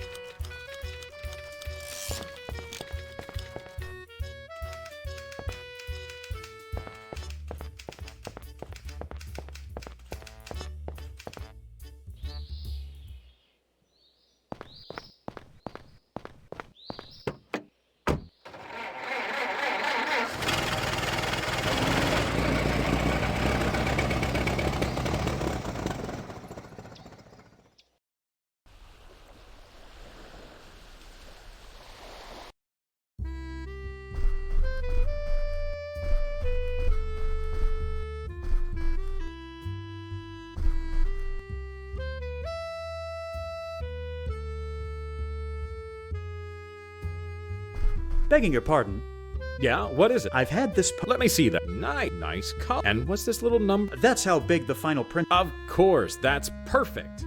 Well, this is just the bee's knees. People are gonna love this show. I'm glad you approve. Does this mean I can count on you as the pilot? Sure, just let me know where and when, and I'll be there.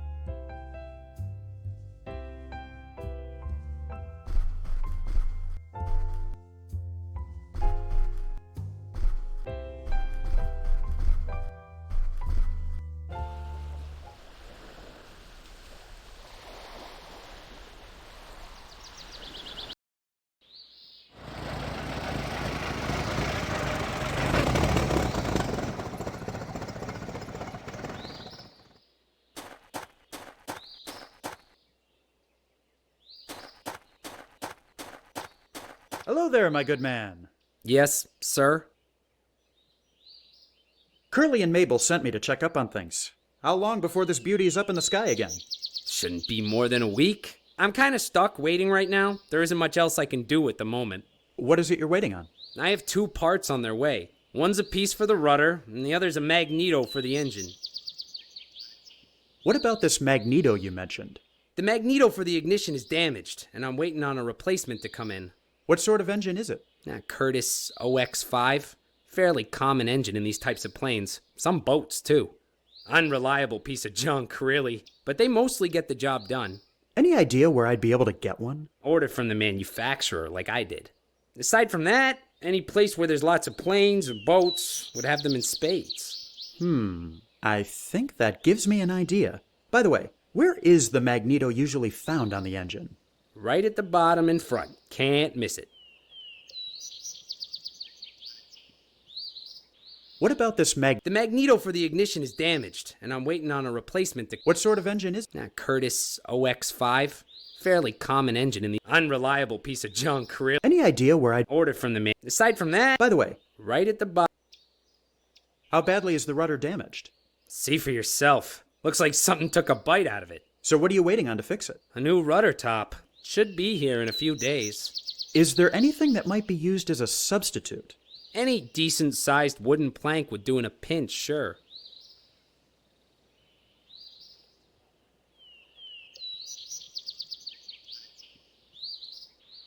You look awfully young to be an airplane mechanic. How long have you been doing this for? 6 months next week. But I've been working on planes since I was a kid.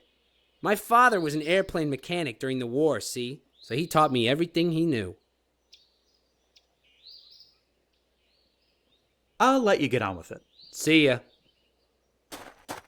Would you mind terribly if I borrowed one of your wrenches? Not as long as you bring it back, I don't. I can't say I blame you for wanting to borrow it. That clunker looks like it needs to be serviced pretty soon.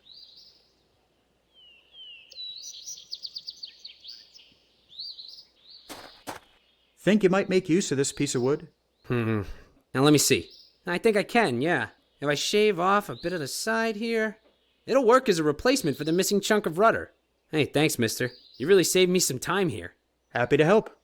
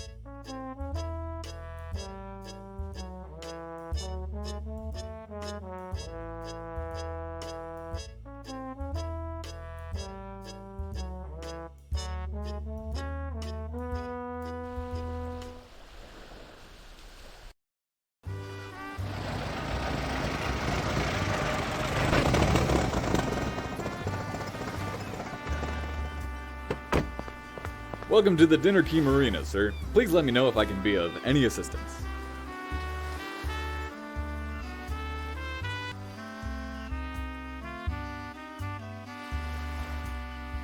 Hello there.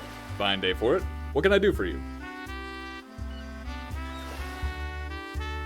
Don't you get uncomfortable standing out in this heat wearing dark clothing? You get used to it after a while. And besides, there's a nice sea breeze that comes in every so often. Keeps things cool. I suppose there are worse places to be standing around. Yep, that there are.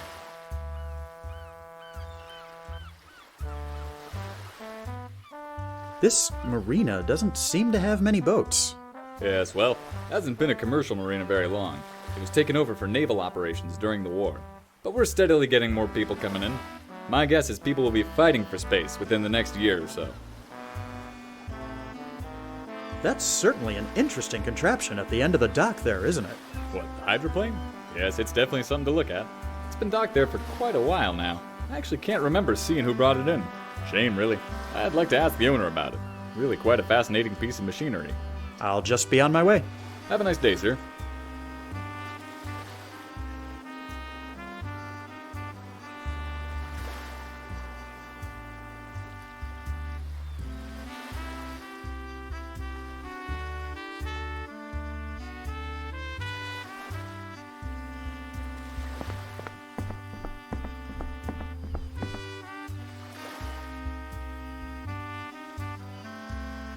Hey now, don't be fooling around with that.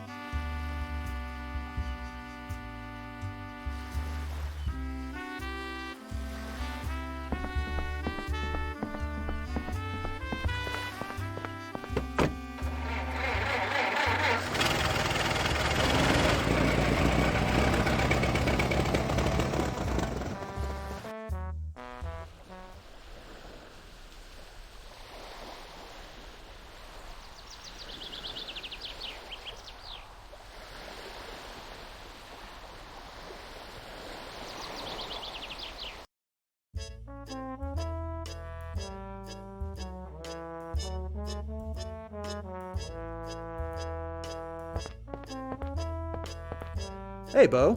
Alfie, what's going on? Hey, Bo. How'd you like to go for a drive? Really? Where to? How about Dinner Key Marina? You can look at the boats in the ocean. Sounds like the bee's knees.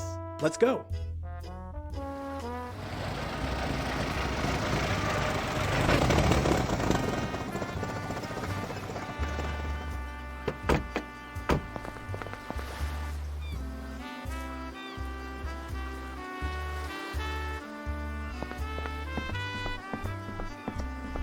Hey now, don't be fooling around with that.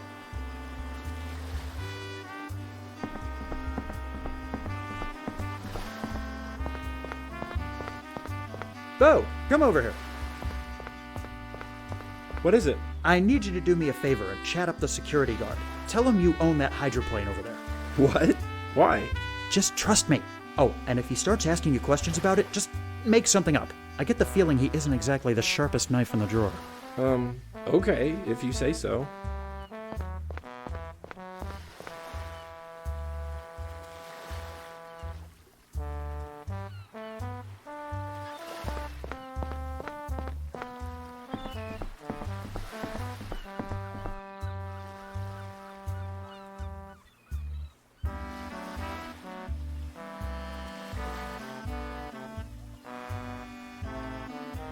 Come on, Bo. Let's head back.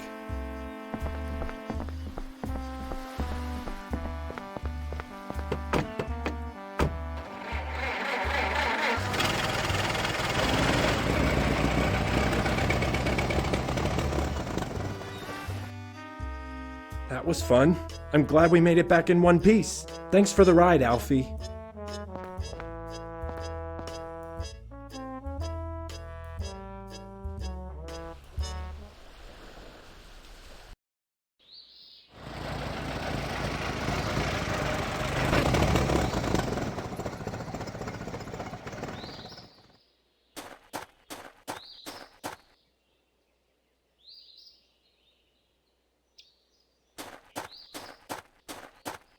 Is this the sort of magneto you need for the engine? It sure is. How were you able to get one so quickly? I have my ways. Well, you really saved me some time. I'll get to work replacing this right away. Fantastic. Here's your wrench back, by the way. Thanks. Hey, you've really helped me out with getting this plane fixed. It should be ready by tomorrow.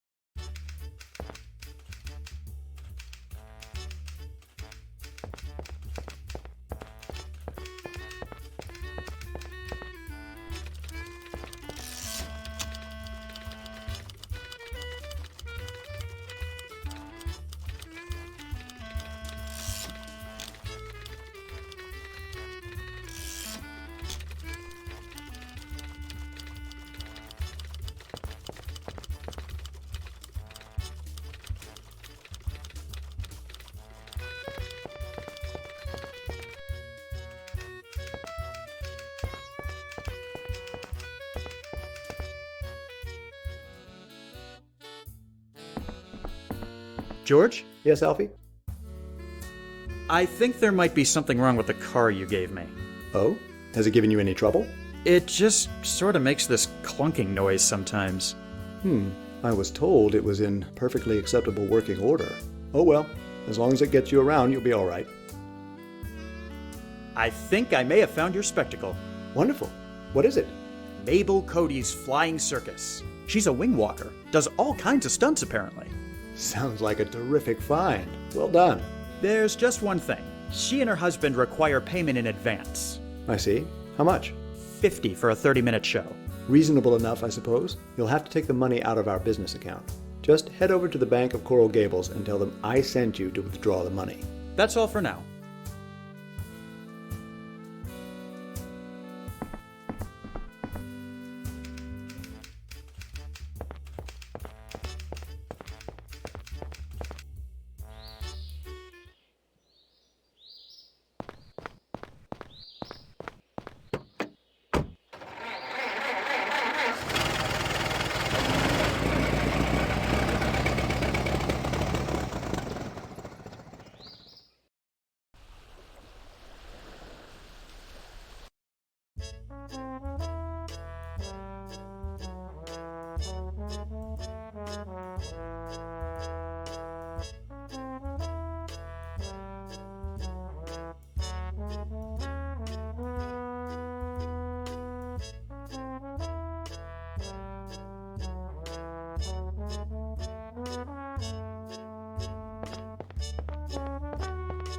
Welcome to the Bank of Coral Gables. How may I help you, sir?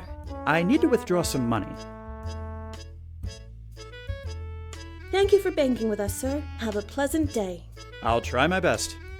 Everyone with their hands up! This is a robbery! I said put your hands up!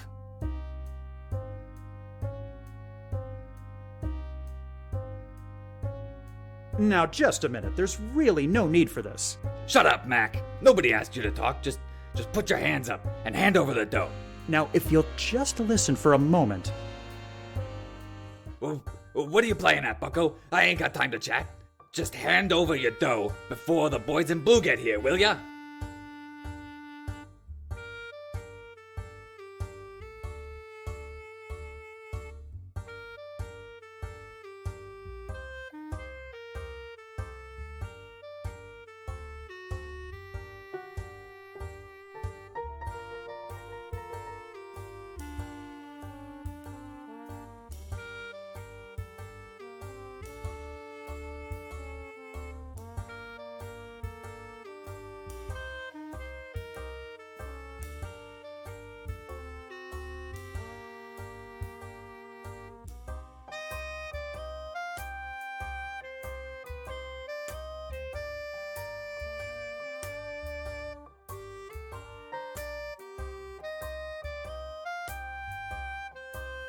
What do you think this is, playtime? You just come in here, waving a gun around, demanding everyone put their hands up? Have you even done this before?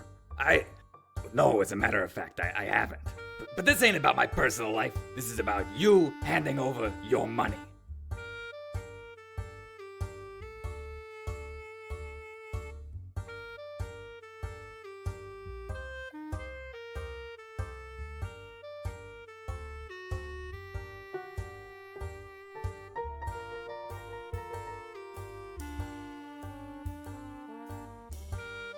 Is this really what you want to be doing with your life? Robbing banks? Surely things can't be so bad that you have to turn to a life of crime. What do you know, huh? You got no idea about my life. Times ain't so glamorous for everyone, you know. Just 'cause you get to parade around in fancy suits doesn't mean it's the same for everyone else. Now quit trying to distract me and just hand over your cash.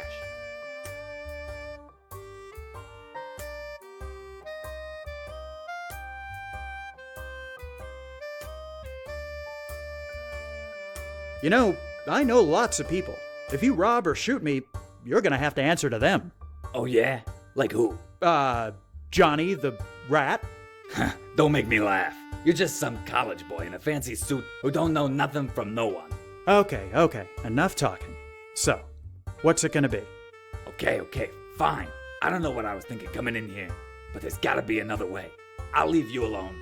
But promise me you won't call the cops, okay?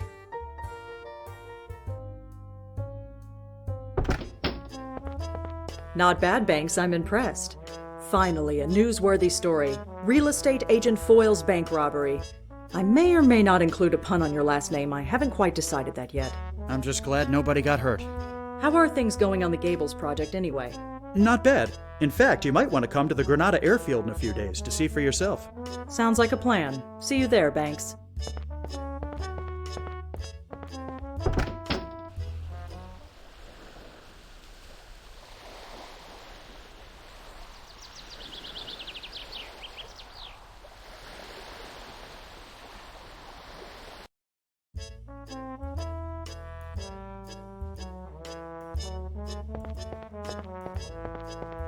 Here you go. I believe this takes care of your payment. Certainly does. Much appreciated.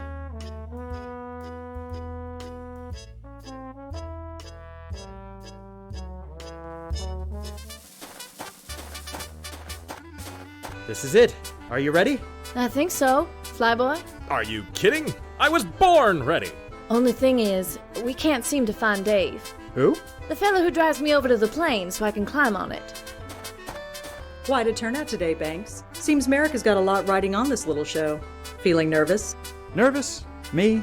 Of course not. Oh, by the way, Miss Cody, I ran into someone named Dave on my way over, and he said to tell you he wasn't feeling well. At least, I think that's what he said. He was a bit hard to understand, to be honest. He probably got into Curly's secret stash of corn whiskey again. Well, looks like we're gonna need another driver if we aim to get this stunt performed today. I'll drive the car.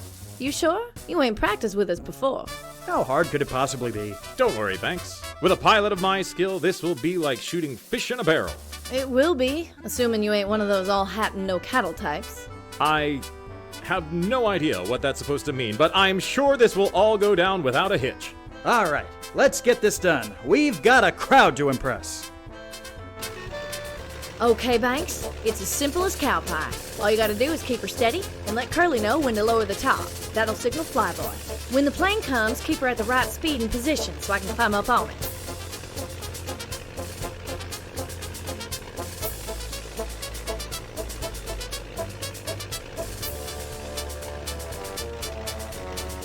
Woo-wee! We're kicking up a heck of a lot of dust. Is that going to be a problem?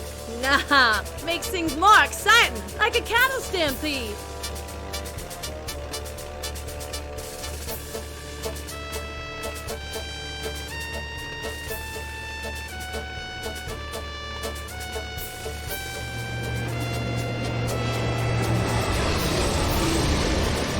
Oh no, she's lost her grip!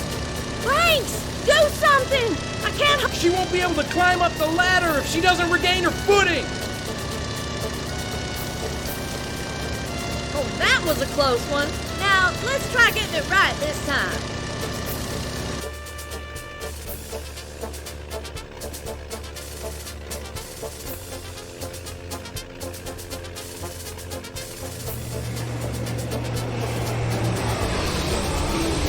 Dang, you weren't in the right position, Banks. Flyboy will swoop around again. Make sure you're in the right position this time.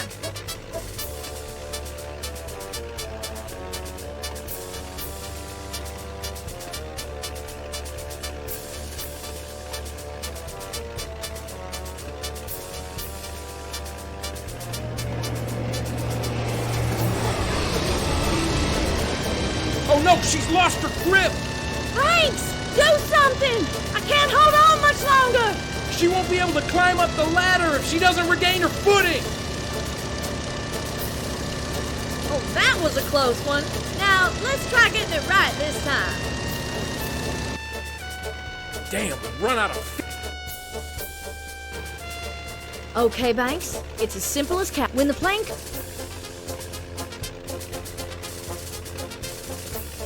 If I slow down anymore...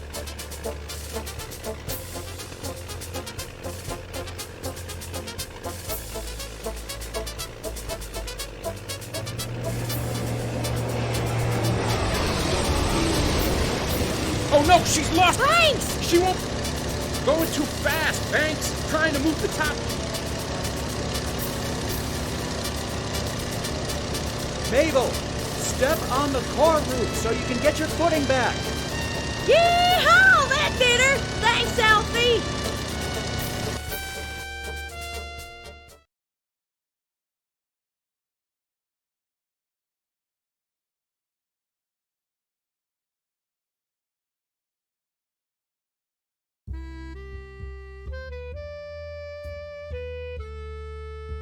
So they finally gave me my own sales team after I practically had to beg them for it. No kidding. I'm glad to hear they've finally come around. You get your own office too? No, not yet. Ah, well, things will work themselves out. I mean, it's only been, 3 years? 4, actually. Well, you can't expect to become an overnight success, especially not with such a risky project. Have they at least given you a nicer car? No, I'm still driving that old green heap around. Ah, I see. Well, business talk aside, how's your brother doing? Good, as far as I know. I haven't really spoken to him in a couple of months. Last I heard, he was going back to visit our mother. Wouldn't surprise me if he was asking to borrow some money. But then that's Bo for you. Born with a silver spoon in his mouth and spoiled rotten ever since. Anyway, Meeks, it was a pleasure catching up, but I really should be going. Have a good one, Banks.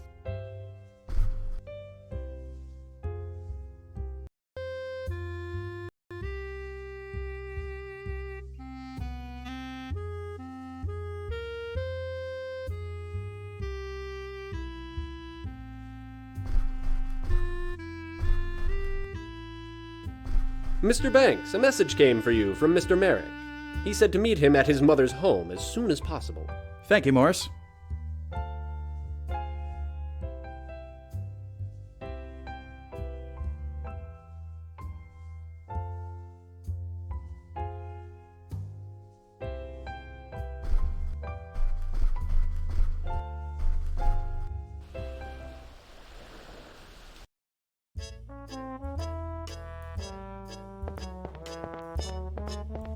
Welcome to the Gables Diner, sir. Will you be wanting a booth or counter service? Neither, actually. I was wondering if I could ask you a couple questions.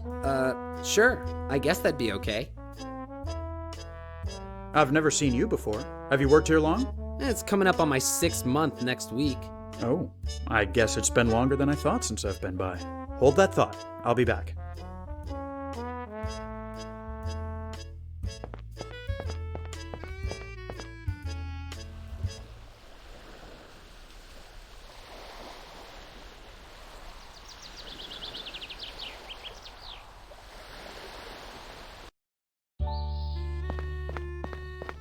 It's been a while since I've been here. I wonder why George invited me.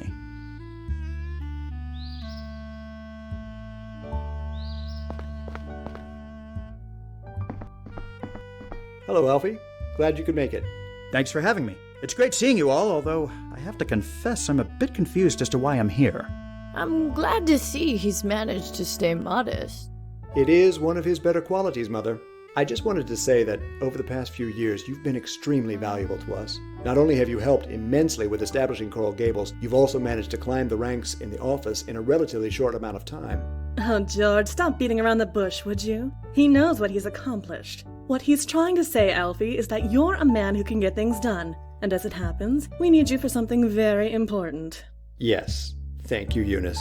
My dear wife, always to the point. In any case, we're getting close to incorporating Coral Gables as a city, and that requires a special team. A team I want you to be a part of. I'm honored, sir. As I'm sure you've heard, we're only a day away from launching our electric streetcar line. We'll be having a ceremony to commemorate the launch. But we'll also be making a very important announcement. The new mayor of Coral Gables. Mayor? Yes, every new city needs a mayor. Since we're not a very big city, we have the luxury of foregoing elections and having the first one appointed. I think announcing the mayor along with the streetcars will bring heaps of publicity. Wouldn't you say so, Miss Douglas? I've already got most of the article written. Just need to punch it up a bit with the details. Why not bring in someone well-known to make a speech at the ceremony? That would certainly make an impression. I thought you might suggest something like that, Banks. Did you have anyone in mind? Not for certain, but I'm sure I can find someone in town. I might be able to help you there, Alfie. Well then, I look forward to seeing what you accomplish.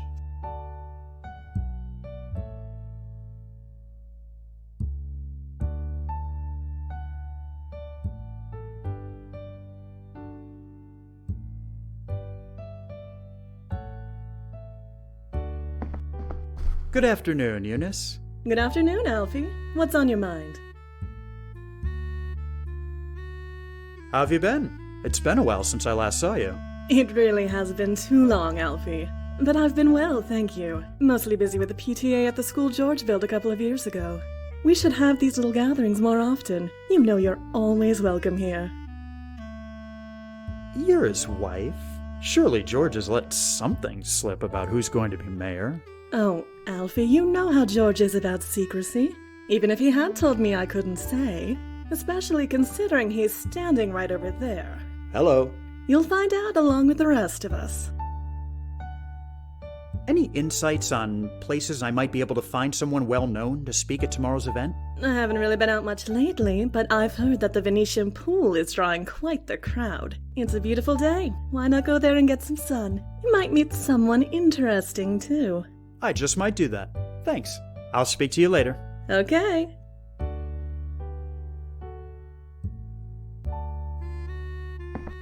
Hello, Mrs. Merrick. Hello, dear.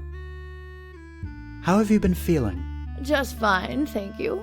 I'm content to stay in and watch everything going on around. I'm impressed by all the changes myself. I can't imagine what it must be like for someone who's lived here for so long. I'm curious to know what this place will look like in 5 years. I hope to be around to see it. Oh, I'm sure you will. You must be proud of your son. Extremely. George always did have ambitions, but to see him succeed... From what George has told me, I'm sure your parents are proud of you too. Yes, I think they are. Would you happen to have an idea of where I might be able to find some well-known people in the community to speak at tomorrow's event? Well, I don't get out too much these days, but I've heard that some notable people have been playing at the Biltmore Golf Course. Great. I'll swing by. No pun intended. Nice talking with you. Always a pleasure, my dear.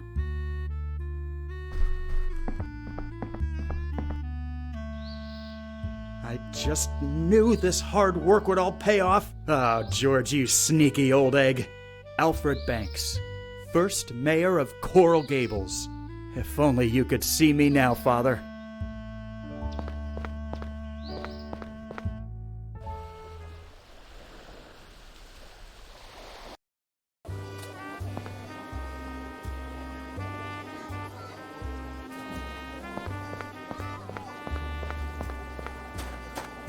Begging your pardon.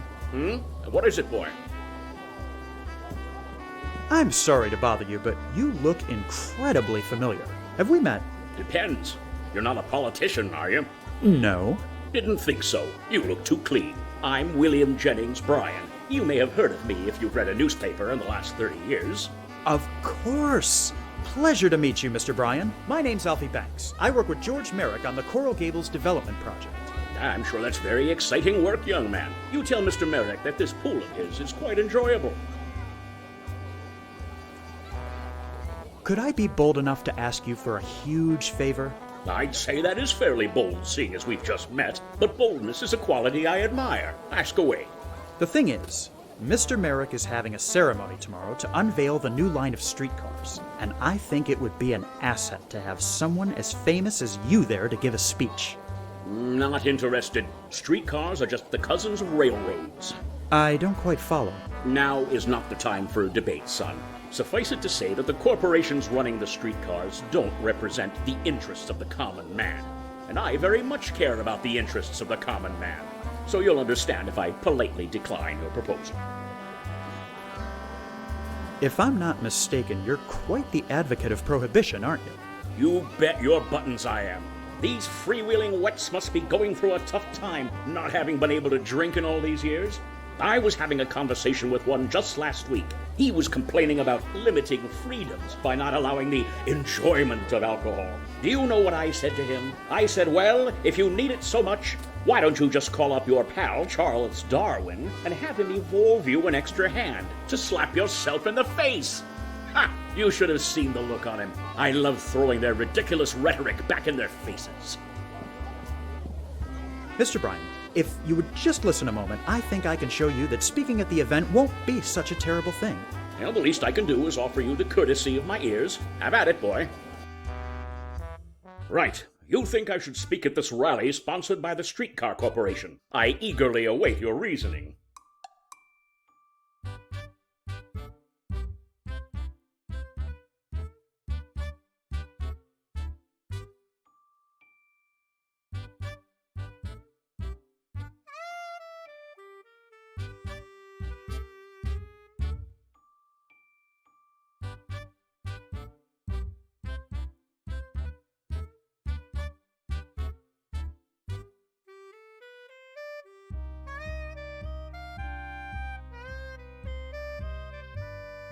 My boss, Mr. Merrick, he cares about the people. You ought to hear him talk. He doesn't care about profits, he just wants to build a community people can enjoy. Is that so? He sounds like a man I could respect. I have to admit, what I've seen so far of his project has been inspiring. That he's doing it for the sake of the people is even more so. Not to be rude, but what exactly is the point of this rally, if I might ask?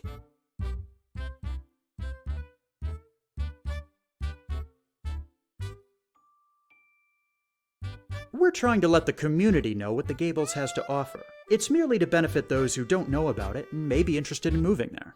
Sounds noble enough. I can support that motivation. I'm sure you understand my caution at lending my support. What sort of image is Merrick trying to go for?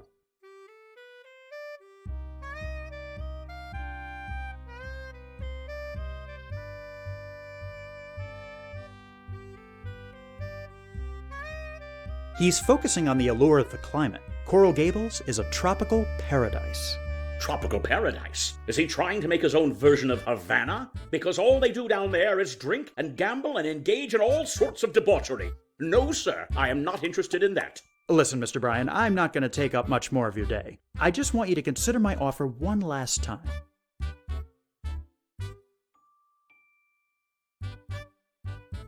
Your presence at the rally will ensure that the people leave with the proper ideals and finely tuned moral compasses. Well, when you put it that way, it does make the prospect sound considerably more appealing. So what do you say? I'm sorry, young man. You have a good way with words, but I'm afraid you just didn't make a compelling enough argument.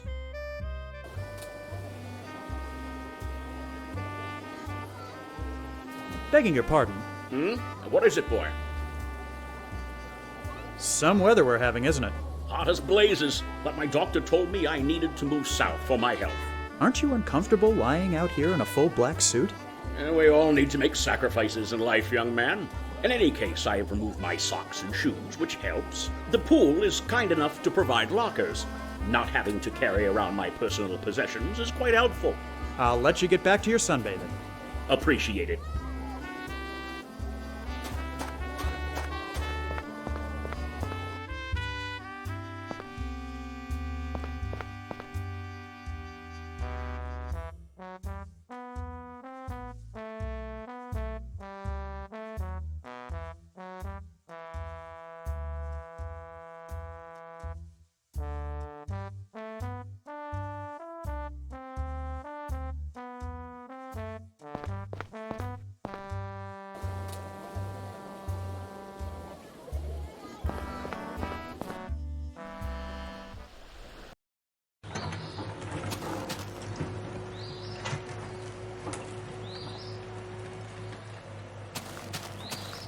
Say, would you mind if I had one of these teas? Help yourself.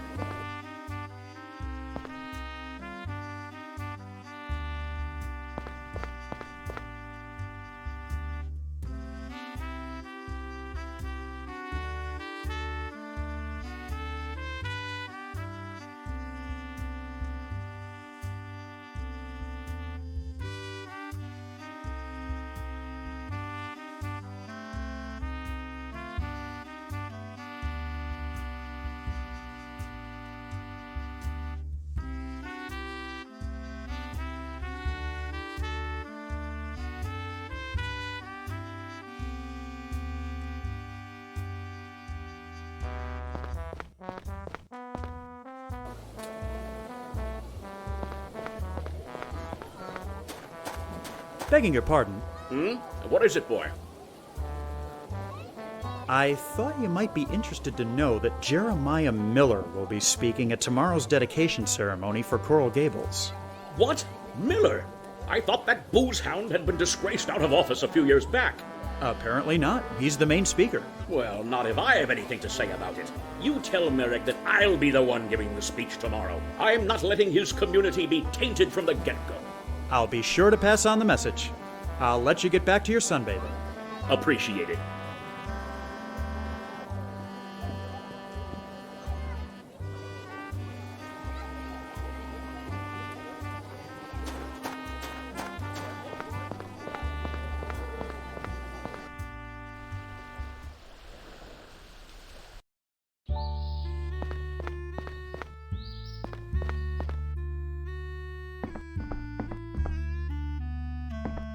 George, I've managed to recruit William Jennings Bryan for the rally tomorrow. You don't say. That's fantastic. Excellent work, Alfie. This will be a great boon to publicity. Make sure you're there bright and early tomorrow. I want you standing next to me when we make the announcements. You've got it. See you tomorrow.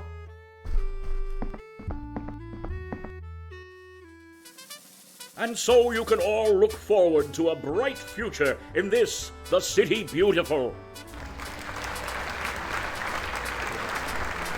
Thank you, Mr. Bryan.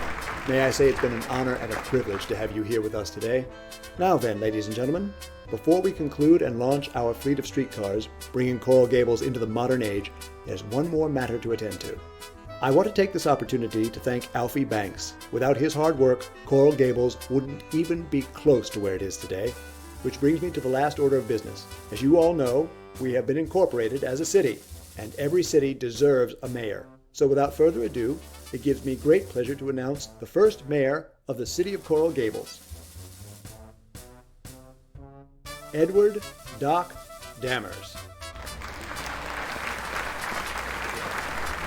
Thank you, George. It's an honor.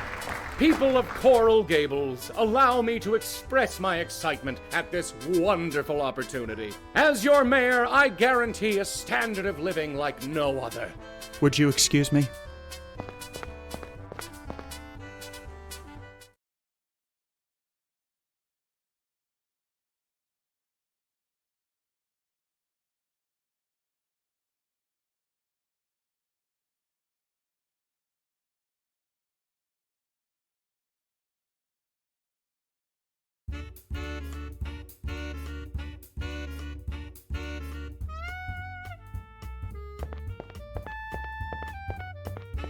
Well, if it isn't Alfie Banks. Fancy running into you at the Biltmore.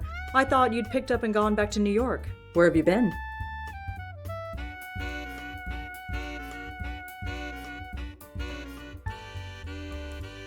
I've been keeping a low profile on purpose, if you must know. Oh, come on. You can't still be sore about being snubbed for mayor, can you? How did you...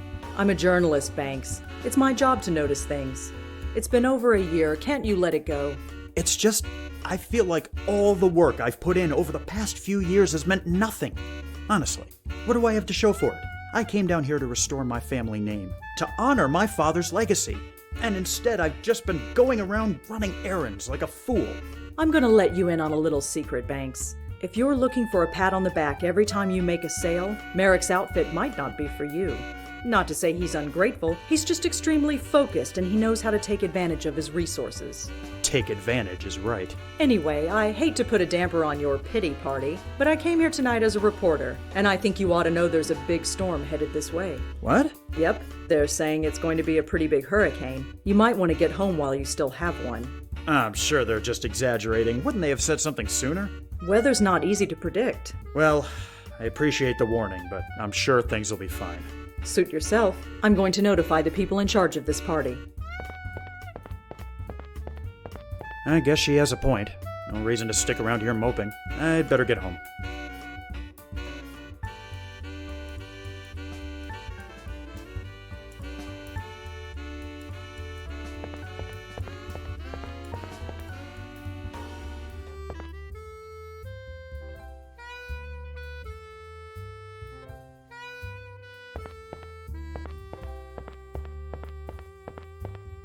Excuse me, pal. I'm looking for a fellow named Tom Walsh. You know him by any chance? I'm afraid not, sorry. Perfectly fine. I suppose I'll just have to wait for him upstairs.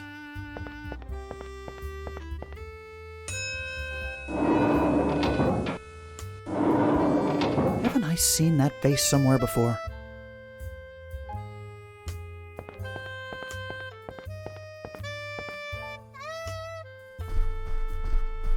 Where is everybody? Surely this hurricane can't be that serious a threat.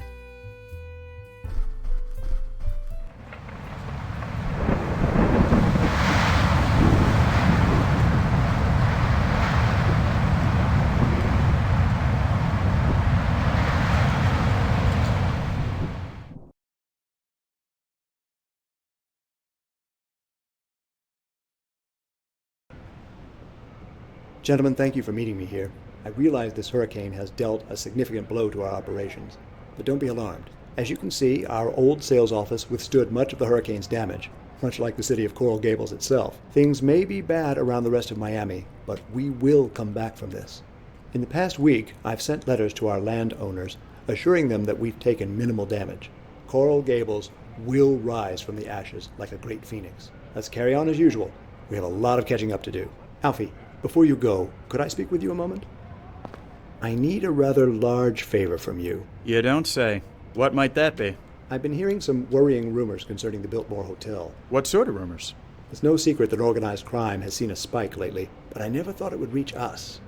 I've heard stories of illicit gambling and alcohol being served somewhere in the hotel. I would appreciate it if you could investigate and report back to me. Okay, I'll see what I can find. And Alfie, please be discreet. I'll try.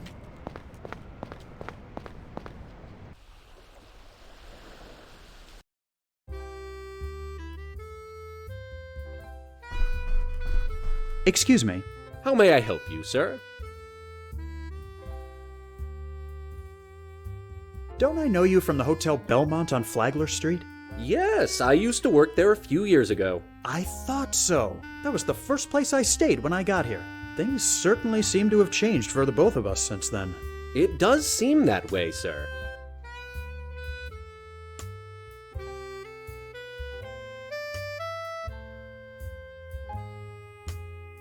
Anything interesting you can tell me about the hotel? It hasn't even been open for a year, but already I've seen more celebrities and high society folks in here than I knew existed. This place is really something special. It's definitely Mr. Merrick's finest work.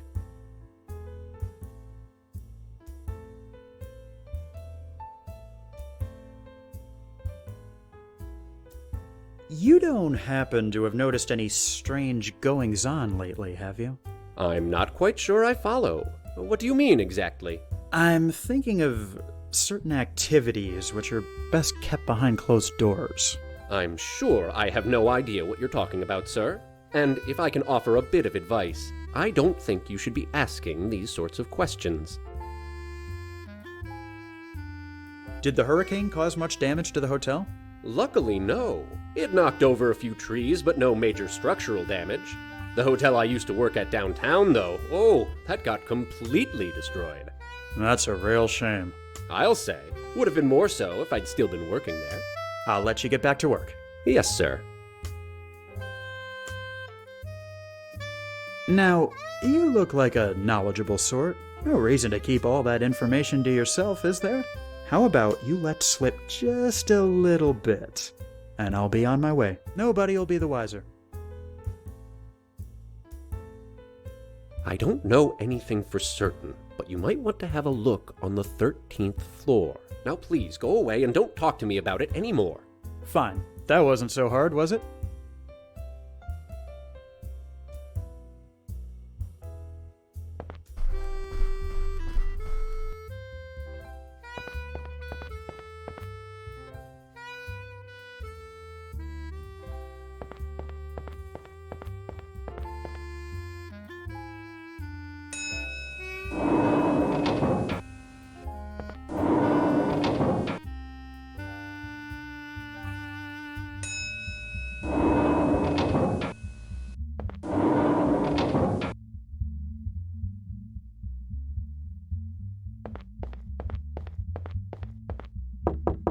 Yeah? Who is it? Yeah, it's Al Capone, see? You better let me in or there's gonna be trouble. You trying to be cute? Get out of here.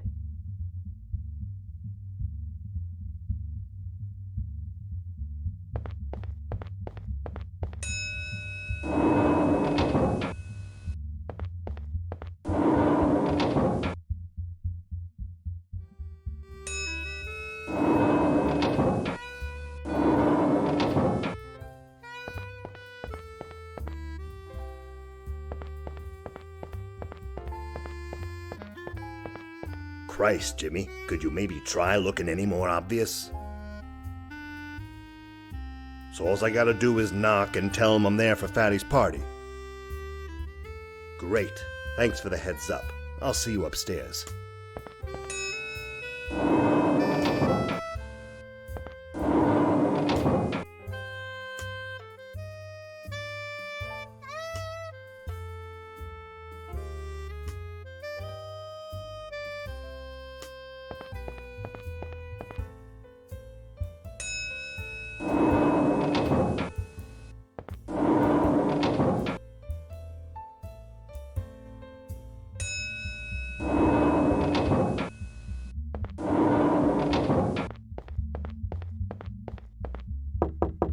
Yeah? Who is it? I'm here for Fatty's party. Why didn't you say so? Come on in.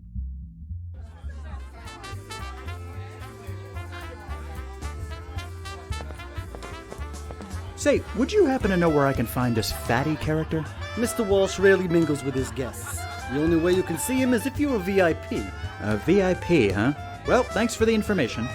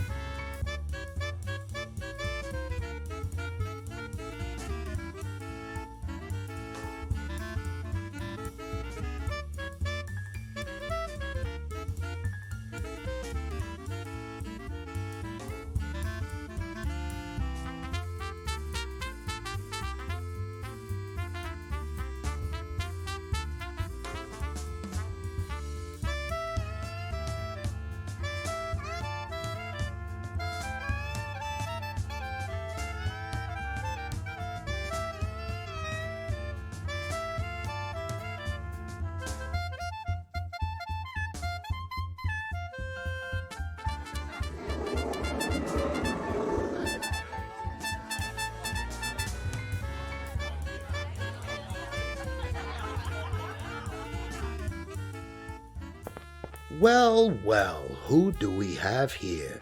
I'm Alfred Banks. You must be Fatty. Now, let's not start things off on the wrong foot. It's Mr. Walsh. Until I say otherwise, savvy? Who are you working for, anyway? George Merrick. Oh, a real estate jobby, huh? Let me guess. The big cheese sent you along to do some gumshoeing and find me because he's heard we're taking over his little pet project. Am I right? Thought so. Come on over here. Let's have a little talk. Now, you may look like a bit of a chump, but you don't strike me as one. I'm gonna level with you. I know who you are. You've been helping out this little project for quite some time, haven't you? I have, yes. For all the good that's done me. Before you go running back to Merrick and sing like a stoolie, let me make you a proposal. What say you leave that real estate baloney behind and come work for me? I beg your pardon? Sorry, did I not make it highbrow enough for you? I'm offering you an opportunity to leave behind your current employer and find more lucrative prospects with my organization. I could use a guy like you, a guy I know can get things done. Why on earth would I want to join the mob? Oh, let's face it, the hurricane was the last nail in the coffin for the real estate market. The bubbles burst. You ain't got no future in that business and you know it. Besides, I'm trying to help the people. There's a serious desire for alcohol in this country, and I'm providing it at reasonable prices. Wouldn't you rather be involved with a noble cause instead of swindling people by selling them worthless land? I... Come on, what do you say? I can't. I'm sorry. I'd be lying if I said it wasn't a tempting offer, but I just don't think I'm suited for it. Uh-huh. Just take a little time to think things over. If you change your mind, come back and see me. I'll be here.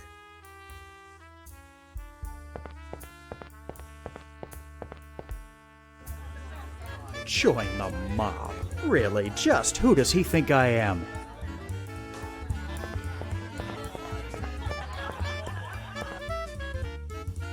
But then again, he's not wrong about the bubble bursting. Ever since that ship blocked the harbor, things have been incredibly slow.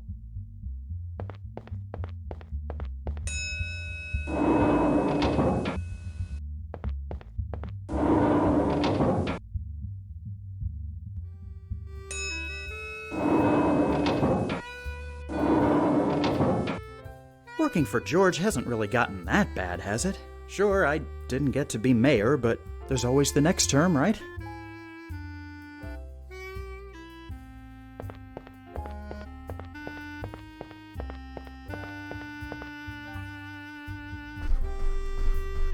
Although, Walsh has a point. Maybe the real estate business down here has become corrupt. If I'd done as much in New York as I had here, I'd be Merrick's boss by now.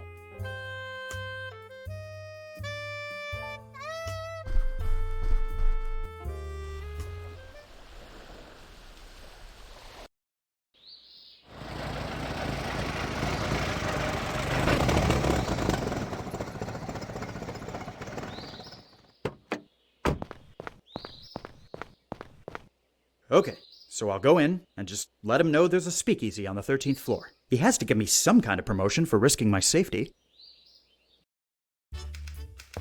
Hey, Banks. What is it, Wilson? Just thought you should know that Ms. Rogers is on the warpath. She's been complaining you haven't cleaned out your inbox in months. And you know how she is about tidiness. Oh, right. Yes, I've been meaning to get around to that. Thanks for the warning.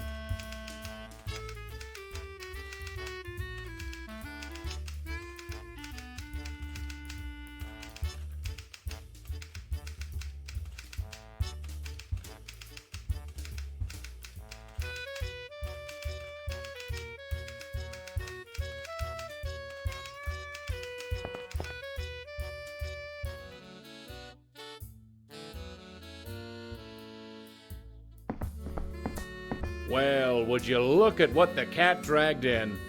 Alfie, you're back. I was just having a talk with Mayor Dammers about this whole situation. I said if anyone can smoke out the undesirables in my fair city, it's Alfie Banks. After all, you've been doing a great job running around for us dealing with undesirables for the past 5 years. Speaking of, I'm going to need your help for a few things I need done, if old Georgie will let me borrow you. We'll see, Doc. I have a few things I need him for myself. So, did you find anything?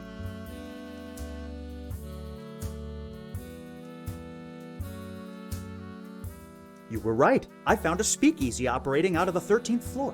It's run by a gangster named Fatty Walsh. I see. This is troubling. Shouldn't be anything we can't handle. You're right. Thank you, Alfie. Well done.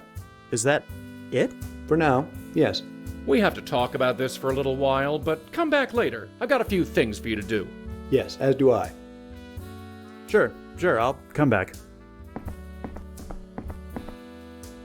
Is it just me, or did the kid seem a bit off just then? Truth be told, he's been acting different for quite some time now, ever since we launched the streetcars. This business can really get to some people, you know that? Yes, but Banks always seemed more headstrong. Maybe it will pass. I've decided to take you up on your offer. I'm through being an errand boy for those ungrateful grifters.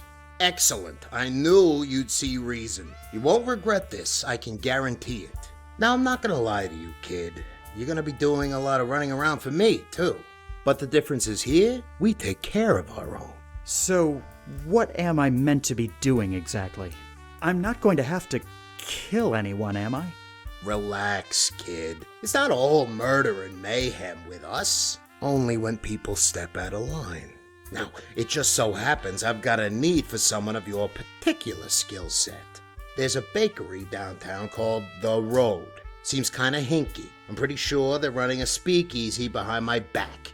There's one thing I dislike. It's conflict. I want you to go down there and check it out. If you find that my suspicions are on point, sweet talk them into giving it up. All you gotta do is use words, not bullets. That ease your concern? I suppose so. Okay, I'll do what I can. Oh, and thank you for the employment opportunity, Mr. Walsh. Don't mention it.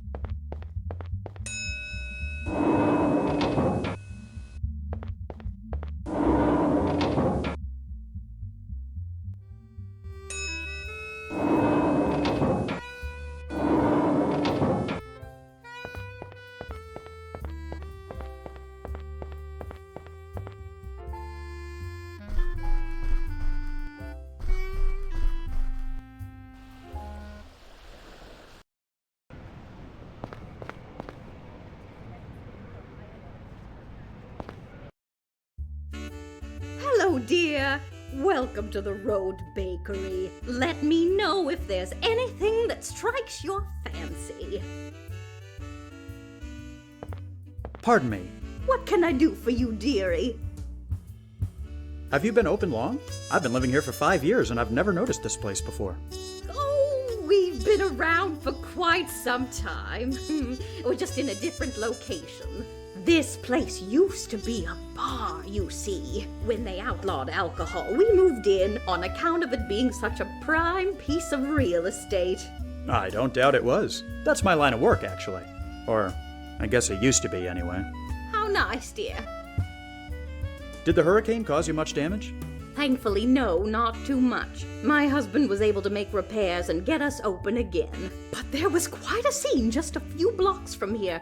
Boats all along Biscayne Boulevard. That must have been something. I'm glad your business was spared. Oh, thank you, dear. Can I ask you a silly question? Of course, dear. You should know there's no such thing as a silly question. Let me guess. You want to know my cookie recipe? Not quite, ma'am. You're really gonna laugh when I tell you. I came here because I was asked to see if there was a speakeasy operating here.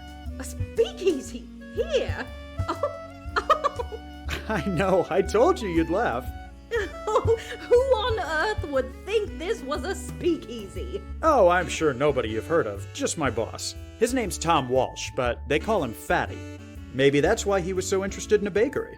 Oh, you naughty thing. You've given me quite a laugh. I think you deserve a reward. Come over to the side door here and I'll give you a bag of freshly baked cookies on the house. You can take them back to your boss and let him know that's all we've got here. Well, thank you very much, ma'am. Think nothing of it. Well, just give me one moment. What the? So Fatty sent you to move in on our operation, did he? Well, he's not gonna take over here if I've got anything to say about it. Now, I'm gonna give you to the count of 10 to get your ugly, yellow, no good keister out of my bakery before I pump your guts full of lead. All right, ma'am. I'm sorry. I'm going. 1, 2... Oh, whoa!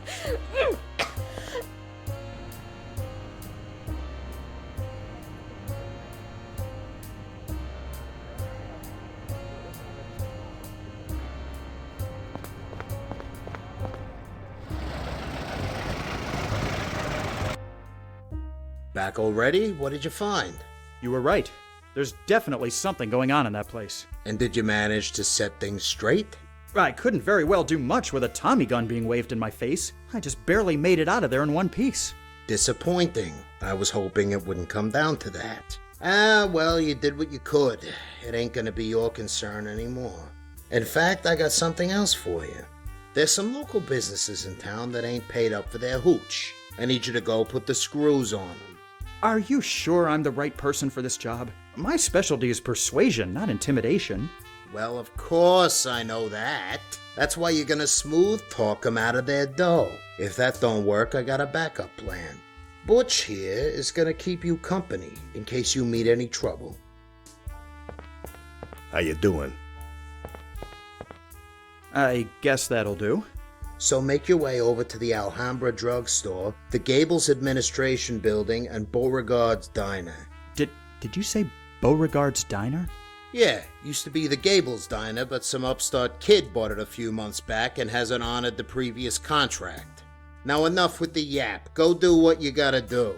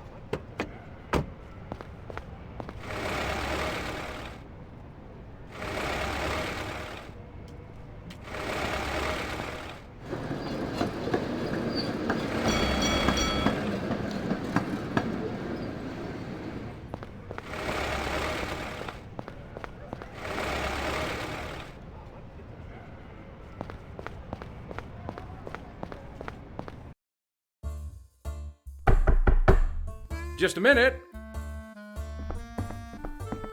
Oh, hello. It's Banks, isn't it? Yes, how do you do? Fine, fine. I'm Herbert Freedy, by the way. Please, come in. Have a seat. How may I be of service today?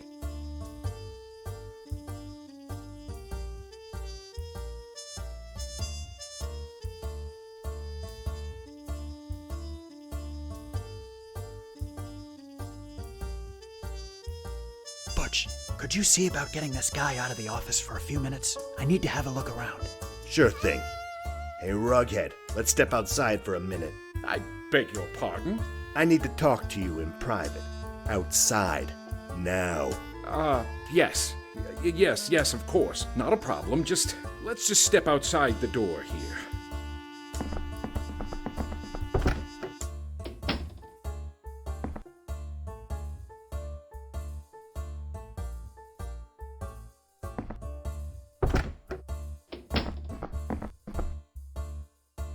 We need to have a talk, Mr. Freedy. What about, Mr. Banks? You enjoy your job, Mr. Freedy? I would say so, yes. Been working for Mr. Merrick long? Well, about 3 years now, yes. Why do you ask?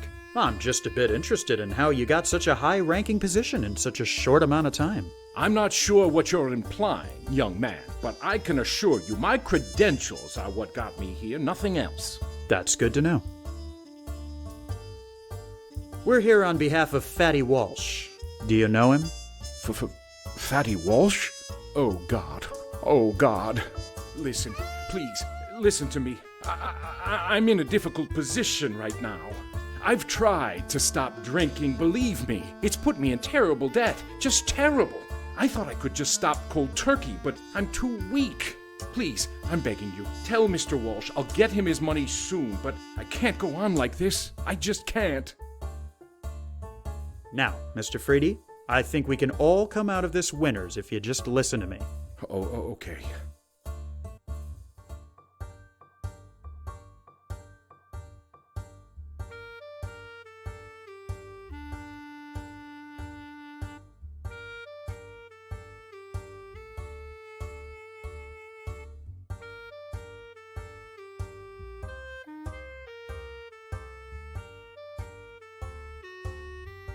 Mr. Freedy, you seem like a smart man.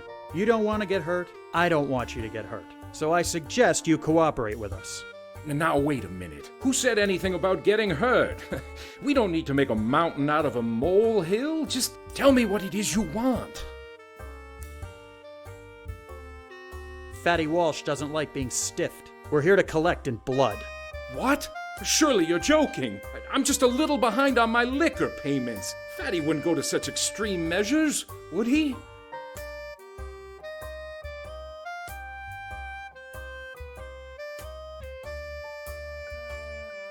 You clearly don't know Mr. Walsh. He's about as understanding as a rabid pit bull. I knew I should never have gotten involved with bootleggers. Mr. Freedy, I'm afraid you leave me no choice.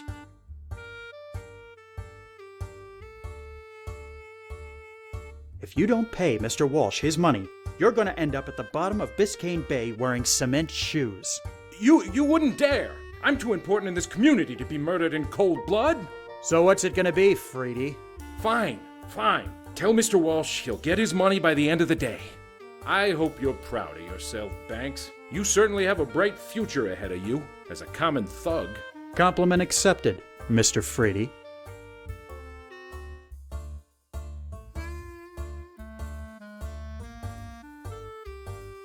I'm afraid we've got to get going. Fine. You can see yourselves out.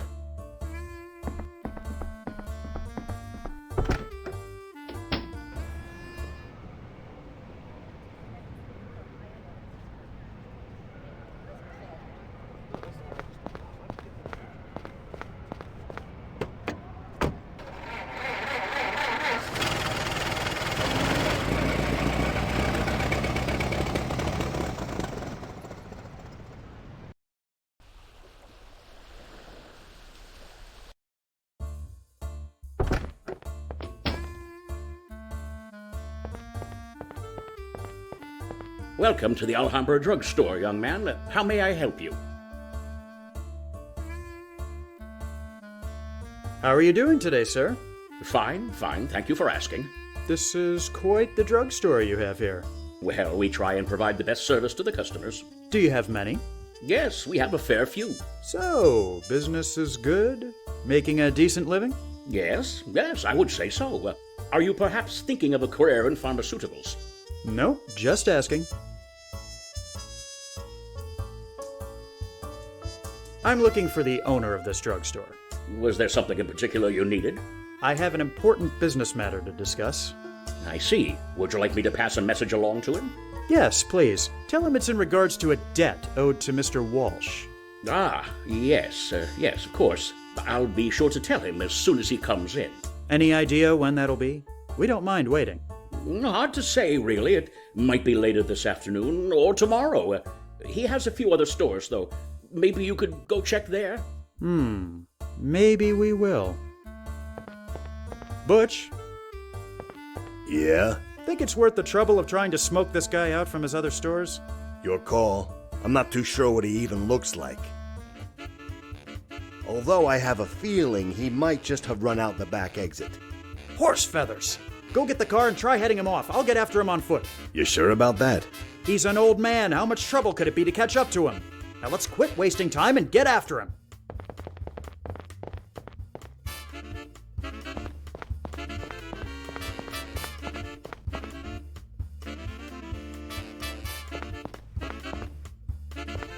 Running away isn't gonna solve anything, you know. I don't appreciate being made to chase after you, sir.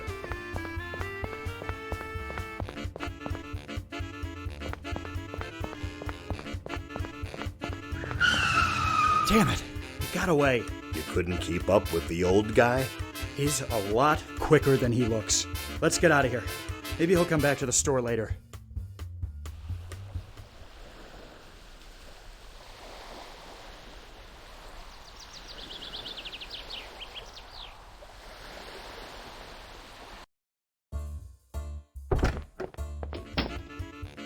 So much for the element of surprise. Get the car and let's try heading him off again.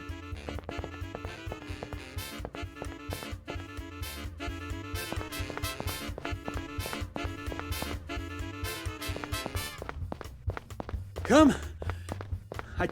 Come! Running away!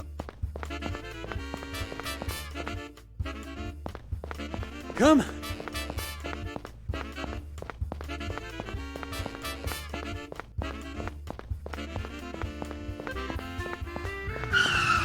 Damn it!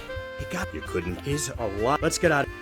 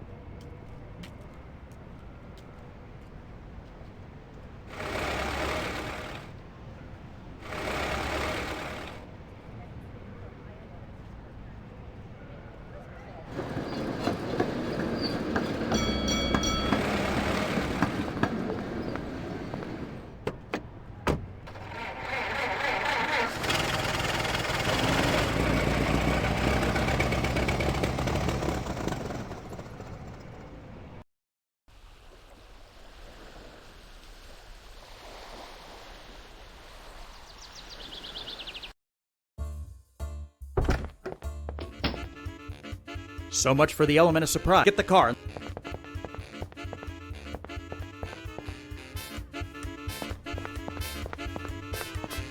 So, you've been getting a little extra booze on the side from Freedy. I'm sure that would really interest Fatty. What? How did you...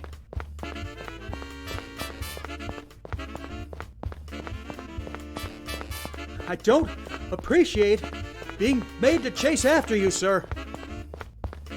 Running away isn't gonna solve anything, you know. Was that really necessary? Fine. Tell Fatty I'll get him his money. Now, get out of here and don't come back.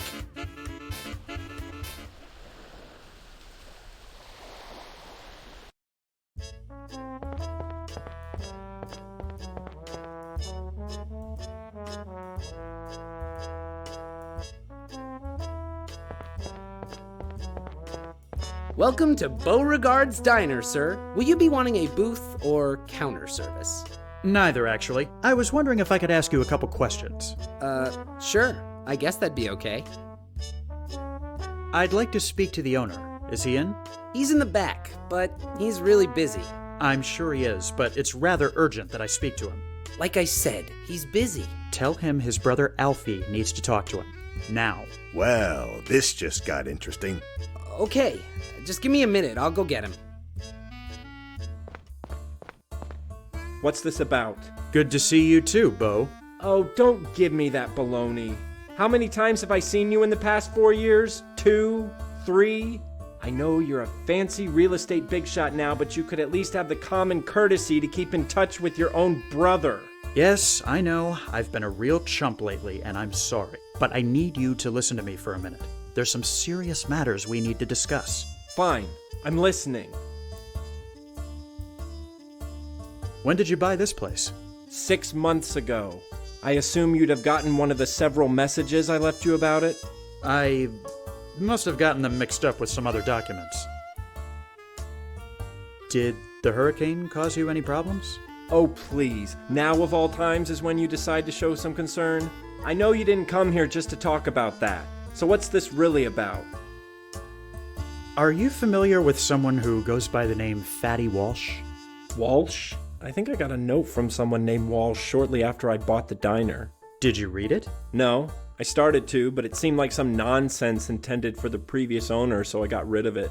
Why? Who is Fatty Walsh? Bo, I need you to listen to me very carefully. Fatty Walsh is a gangster operating out of the Biltmore Hotel. He had a deal wherein he provided bootleg alcohol to the previous owner of this diner, and he expects you to continue honoring it. Expects me to? Where's my say in this? Bo, relax. Just listen to me. And how do you even know about this? Because he sent me to collect the money. But I can tell him you'll get it to him. What? You're working for the mob now? Bo, calm down. I need you to listen. No, you listen! I don't hear from you in years, and now you just show up out of the blue with some 2-bit thug and try and strong-arm me to giving money to someone I've never even heard of? Hey now, there's no need for name-calling. You tell your boss there's no deal. I'm not interested in any illegal activities. Bo, wait! I have been waiting, Alfie. Didn't you hear me earlier? I'm through with this. Just do me one favor, would you? Level with me. Why have you been avoiding me all this time? Because it kills me to see you succeed. What? All your life you've just sat around being babied. Well, I've had to bust my hump to take care of you and Mother since Father died. Then all of a sudden you decide to ride my coattails and come down here? I thought you'd be proud of me for showing some initiative. You came down here, lazed around, spending Mother's money for a few years, then bought a diner. Am I meant to be impressed? You've had everything handed to you on a silver platter. Do you even know half of what I've done? I should be mayor of this city. What's happened to you, Alfie? Nothing's happened. I'm just finally telling you the truth. You asked for it, after all. You're right. I did. Now get out of my diner. That was hot, woman. Oh, shut it.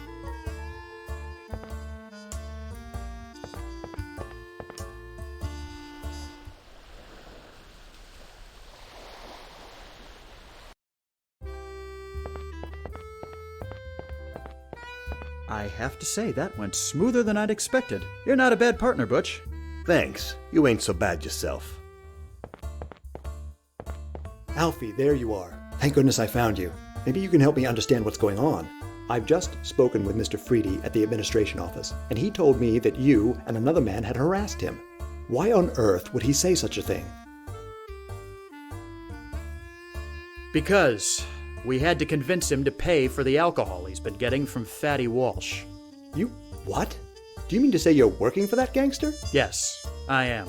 As of today, actually. But why? What would make you do something so drastic? Drastic? Hardly. I'm just doing what feels right. You've never appreciated anything I've done. Now, Alfie, you know that isn't true. I looked up to you, George. The day you hired me on the Coral Gables project was one of the best I can remember. I did everything I could to help it succeed, bent over backwards to get where we are today. And how do you repay me? By making that two-bit snake oil salesman Dammers mayor instead of me. Alfie, listen. No, I'm through listening. I'm through running around like a chicken with its head cut off, and I'm through with you. When I came down here, my goal was to succeed like my father. Well, I can tell you right now, I've not only succeeded, I've surpassed anything he ever did, and I intend to surpass even the great George Merrick. So, if you'll excuse me, I'm going to report back to a boss who actually appreciates my hard work and doesn't just string me along like some floozy. You have yourself a nice day, sir.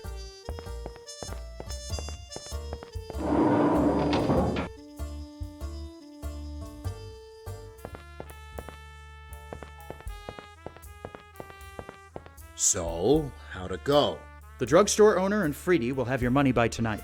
The Gables Diner deal's off. Off? What do you mean off? The new owner's not interested in continuing the previous arrangement.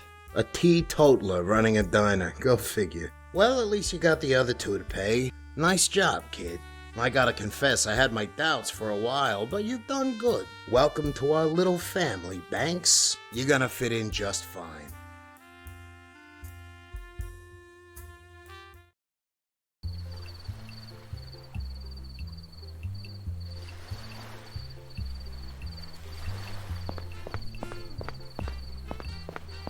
So this is the place? Looks like kind of a dump. You'd think the biggest rum runner in Cuba would be operating out of somewhere more refined. Things work differently down here. Not everybody is as flashy as Fatty Walsh. What was our guy's name again? Jesus, Banks, I ain't your personal secretary. It's Manny Morales we're looking for. Try to keep it in your head this time, would you? Now enough jawing. Let's find this guy, make the deal, and get out of here. This whole island always gets me riled up.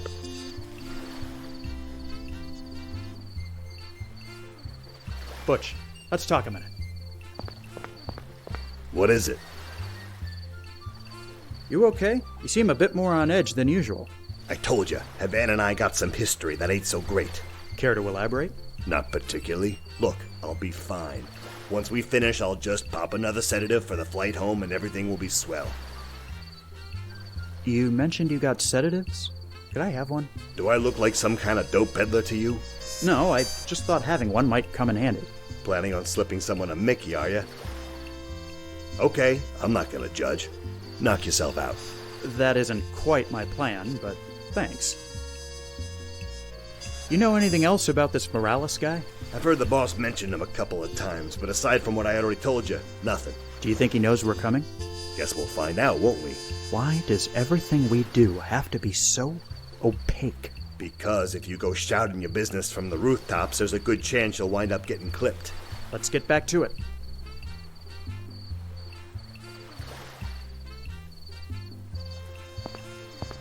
Pardon me, miss. What do you need, darling?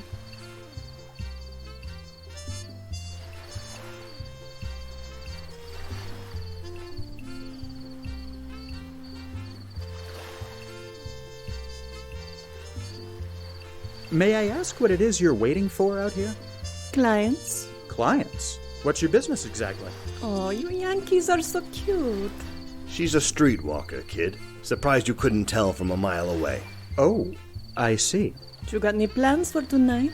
Afraid so, miss. Too bad. Anything you can tell me about Havana? It's the city where I grew up. You want a tour, you came to the wrong place. But if you want a good time that you can't get back in your country, you came to the right bar.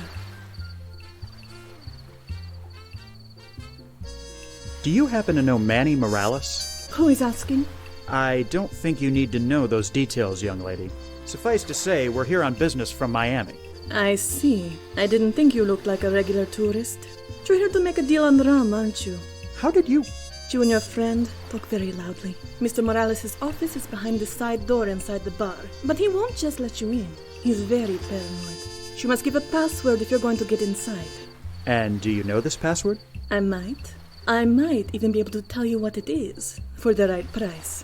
Name it. There is a man inside the bar. His name is Humberto. You'll recognize him by his stylish dress sense. He procured my services last week and still has not paid. Get my money from him, and I'll tell you the password. Thank you for your time. See you later, handsome.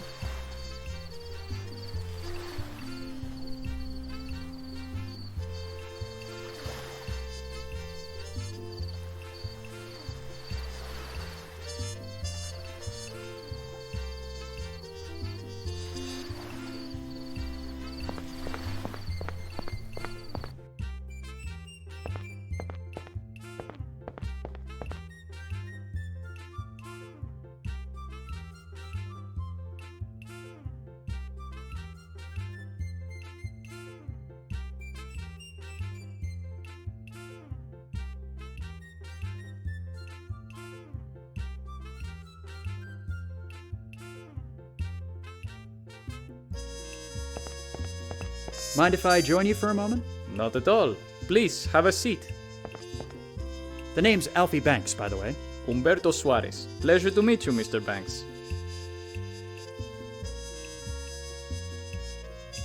You seem like a man with taste. You in here regularly? I am, yes. I find this place is an excellent spot to unwind. Aside from that, we get many tourists like yourself in here, which gives me the chance to practice my English. Can you tell me anything about Manny Morales? I see him in here regularly, but I've rarely spoken with him. People of that sort are not the type I wish to associate with. I'm sure you understand. I had a little chat with the girl outside. She says you owe her some money. I'm sure I have no idea what you are talking about. Is that so? Mr. Banks, if you wish to come in here and join me for drinks, that is one thing. But to blatantly insult my honor by implying that I would hire that floozy? Relax, it was just a question. I meant no harm by it. Listen, I feel bad about what I said earlier. Can I make it up to you by getting you a drink? I won't say no to that. What are we drinking?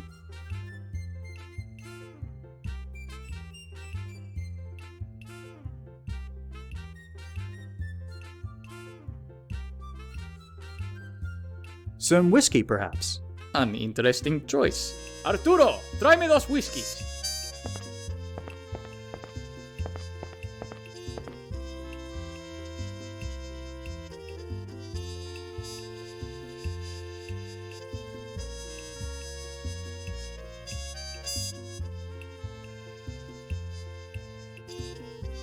Thank you, Mr. Banks. That was quite enjoyable. If you'd like to have some more, I will not say no.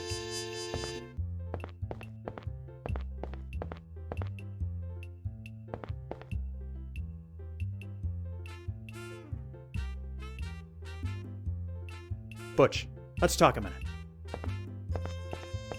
What is it?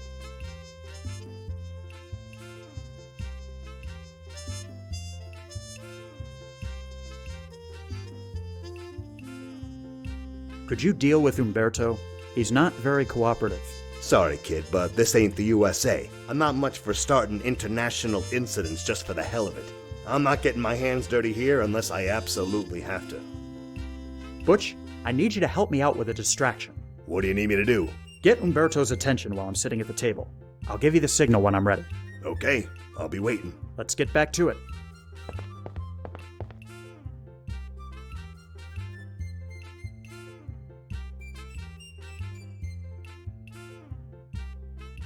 Mind if I join you for a moment? Not at all. Please, have a seat. How about we have another drink? Excellent. What are we drinking? Some whiskey, perhaps. An interesting choice. Arturo, try me those whiskeys.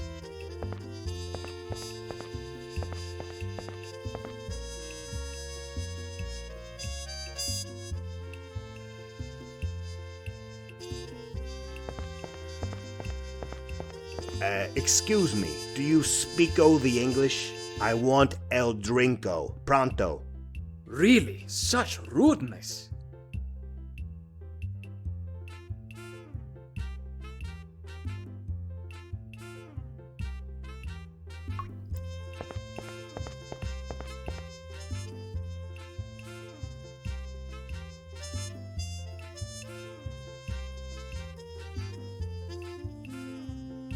Thank you, Mr. Banks. That was quite enjoyable. If you'd like to have some more, I will not say no.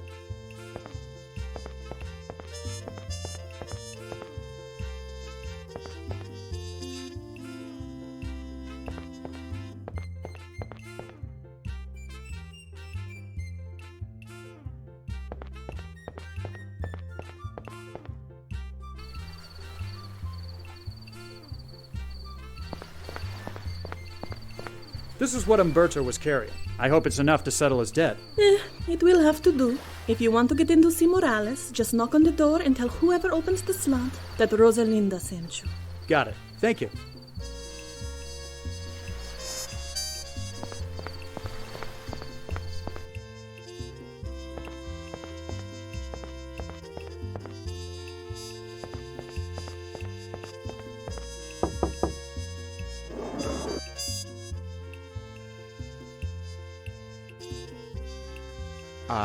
Rosalinda sent me.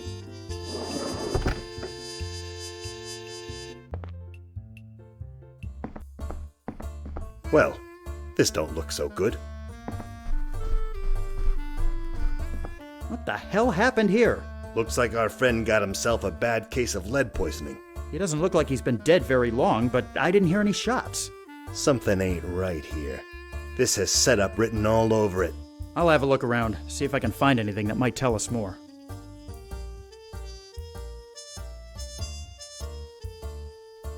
So Morales at least knew Fatty existed. Maybe he was expecting us.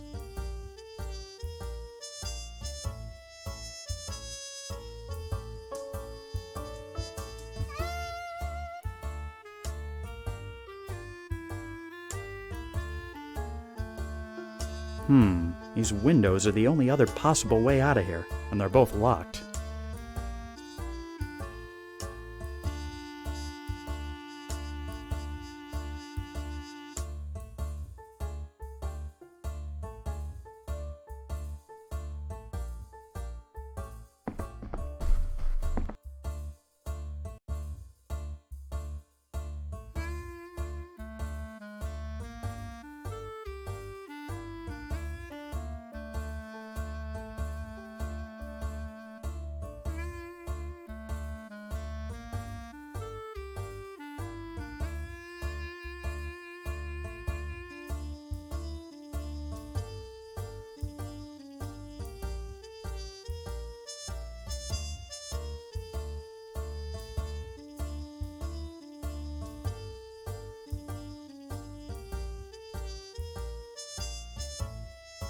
Not right now, Banks. I'm thinking.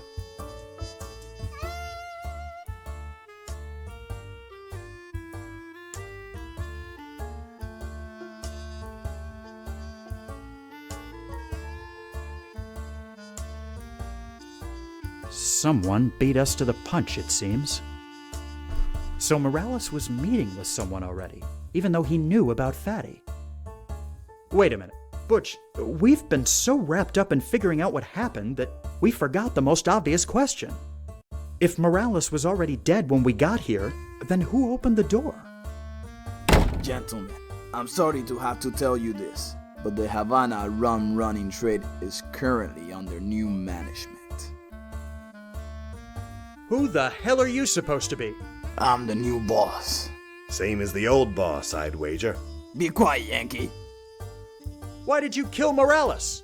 It was time for a change of the business. He held a monopoly on rum export for far too many years now, not giving others like me a chance to shine. I would say that was rather unfair, wouldn't you? We came here to make a deal on behalf of Fatty Walsh back in Miami. Yes, I know this. I'm sorry, but as the new head of the business, I will have to politely decline your offer. I don't think Fatty will be too pleased by that. That's not my problem. I have more reputable clients I can deal with. Walsh is nothing to me. You sure about that, Chico? Please, put the gun away. There is no need for this nonsense. There will be no deal with Walsh. That is final. Now please, be on your way before I... What did you do that for? The asshole deserved it. Now let's get out of here before these Cubans start asking questions. This is just great. Another assignment gone to pot. You really need to work on that itchy trigger finger of yours, Butch. Look, I said I was sorry. Is that what we're supposed to say to Fatty? Sorry, we couldn't make the deal because Butch shot the guy in the face? Banks, I'm really starting to... Gentlemen, please. I've heard married couples bigger or less than you two. Stay out of this, would you? Fine. If you want to go back to your boss with failure, I will. What are you talking about? The man who went in and killed Morales was Rogelio Vargas, the only other major rum runner in town. His takeover attempt has been a long time coming.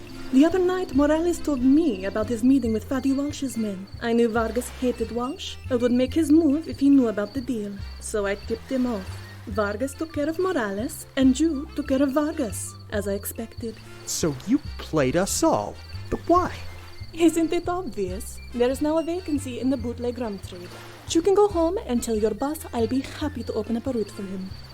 How about that? Yeah, how about that? Let's go, Butch. I'm starting to see why you and Havana don't get along.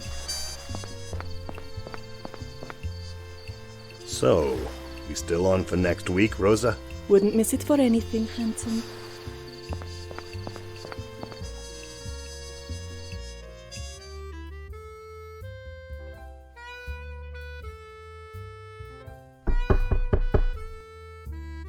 Huh?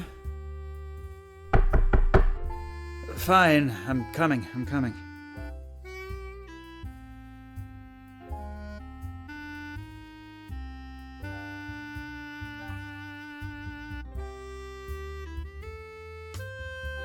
What?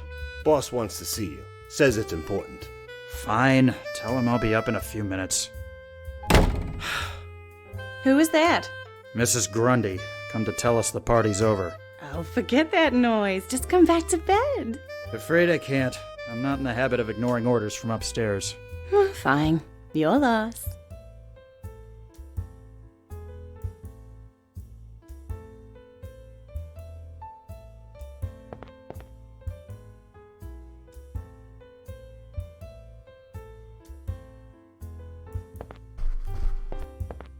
Will you be long, handsome? Knowing Fatty, it could be a while. I wouldn't wait if I were you. Maybe I'll see you around? Maybe you will. Glad you could step away from the broads and booze long enough to come see me. Are you gonna give me a hard time, or are you gonna tell me what needs to be done? Hey, easy now. No need to throw an ing-bang over there. Here's the problem. I've been hearing about some chump out in the swamp brewing his own moonshine and trying to compete with me. The day some classless redneck pulls one over on Fatty Walsh is the day I die. I need you to go out there, find his shack, and sabotage his operation. The Everglades are huge. How am I supposed to find one shack in the middle of all that swampland? You'll find a way. There's a camp of prospectors settled near the start of the Tamiami Trail. They'll probably know a thing or two. Right. I'll take care of it. Oh, and before you go, take this. It can be pretty hairy out there, so if you run into any trouble, you won't be left high and dry. Finally seeing fit to give me my own gun, huh? It's been long enough. You've earned it. Now get out there and see what you can find.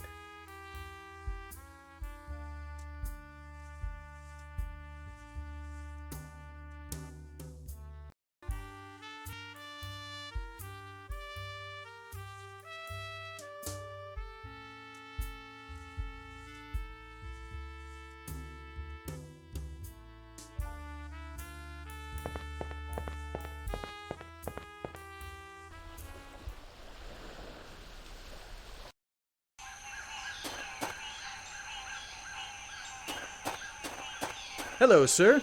What do you want, city boy? What exactly are you doing out here? Trying to find something of value. This land's been worthless since the hurricane in '26, but it might be good for farming. Haven't had too much luck so far. Anything I should know about the Everglades? Well, it's full of critters that just love to take a bite out of your fancy suit.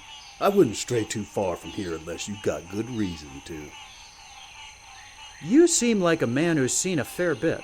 Do you know of any moonshine runners set up out here? Moonshine? I never touch the stuff myself. You got the wrong person if you're looking for it. It's not quite like that. Let's just say I'm looking for one particular individual for other reasons. Well, now, I ain't gonna ask too many questions, 'cause you city folk don't bring nothing but trouble.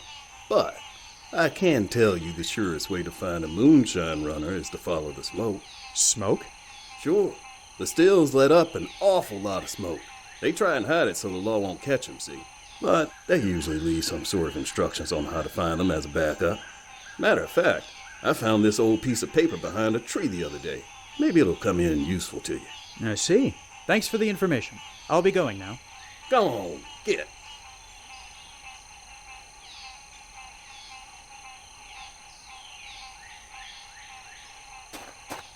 Could I borrow your machete?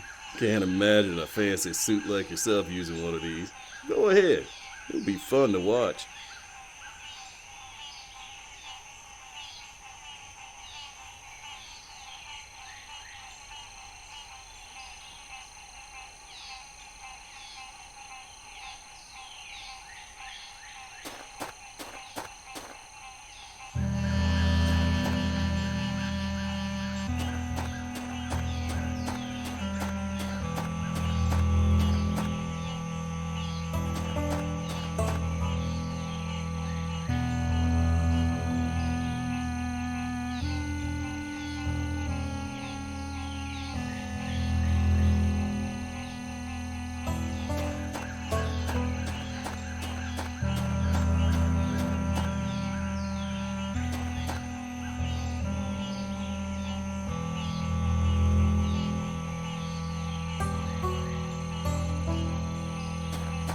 Go on, get out of here!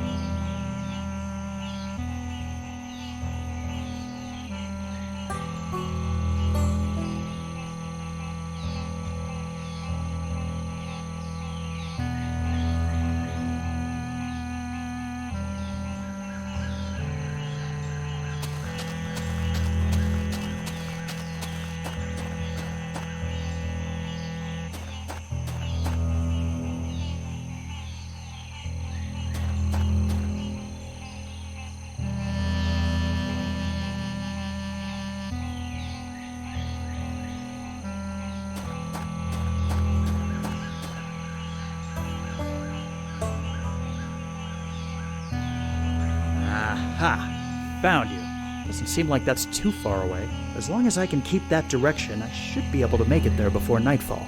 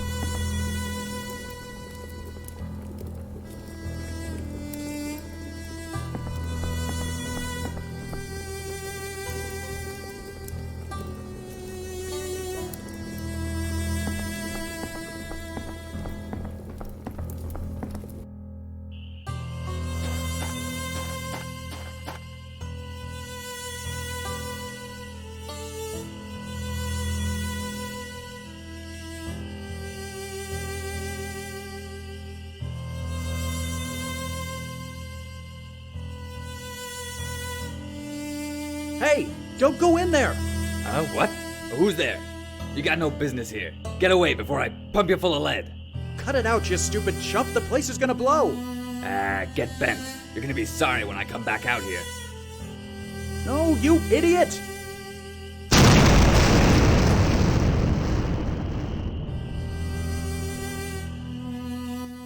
So it's done? You put him out of business? Yes, it's done. He won't be a problem anymore. You rubbed him out, huh? I didn't mean to, but yes. I like your style. Didn't have you pinned for a button man. It was an accident, I swear. How was I supposed to know he'd come back when the stills were rigged to blow? Don't worry about it. Don't worry about it. I killed a man. You get used to it. That's all part of the business. Well, maybe I don't want to get used to it. In fact, maybe I don't want to be part of this business anymore. Look, you're upset. I get it. It ain't easy bumping someone off. I was pretty upset my first time too. But get that don't want to be a part of it baloney out of your head. You ain't going anywhere. Understand? Yes, sir. Now, that's more like it. Look, I'm having a big party tonight. Come by, have a few drinks, take your mind off things. All right, maybe I will. Good. I got an especially big job for you tomorrow, so let's celebrate tonight and discuss the particulars in the morning. See you later, kid. Mobsters, real estate agents. What's the difference anyway? This ends tonight, fatty. I'll make you see reason one way or another. I might not get out of this alive, but I sure as hell can't keep living like this.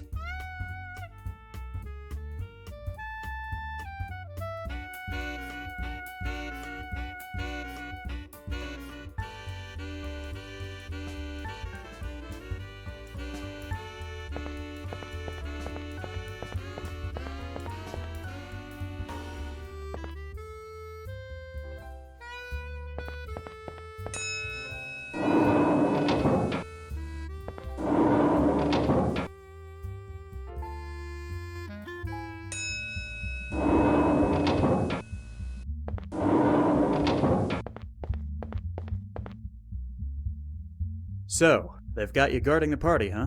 Beats having to go and get my suit dirty out in the swamp. What's the occasion for this party anyway? I think it's one of his girl's birthdays or something. You know, Fatty. He'll throw a party just because he had a particularly pleasing bowel movement. First time in a while he's come out to mingle with the guests, though. Must be feeling pretty good. Keep up the good work, Butch.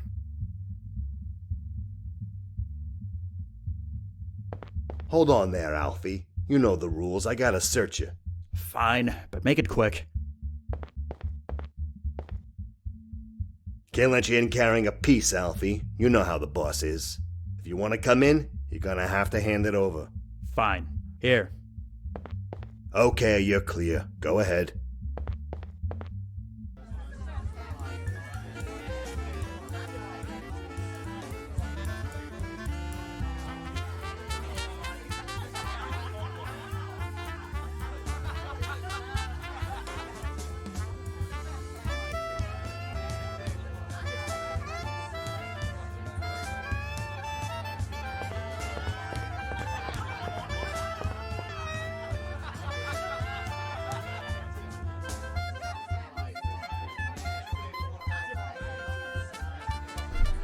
Mr. Walsh? Make it snappy, kid. I got a lot riding on black.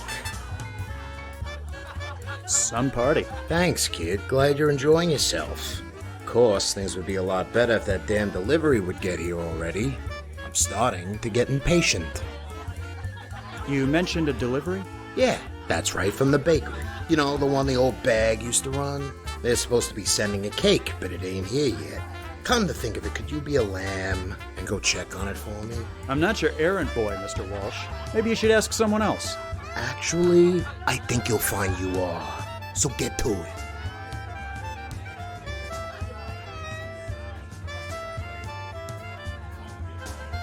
Mr. Walsh, we need to talk. Not now, kid. I'm busy. No, you're gonna listen to me now. No, I'm gonna put 5 on red now. Now get out of my face before I get ticked off. Never mind.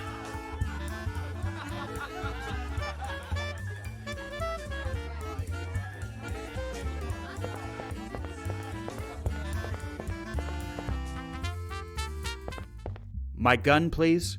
Here you go. Why aren't I allowed inside with my gun? Increased security. Fatty's in the main room tonight, so nobody comes in with a piece. What's he so worried about? Guy like Fatty's got lots of enemies, especially after that business with Rothstein last year. I'm sure you can live without it for a couple of hours.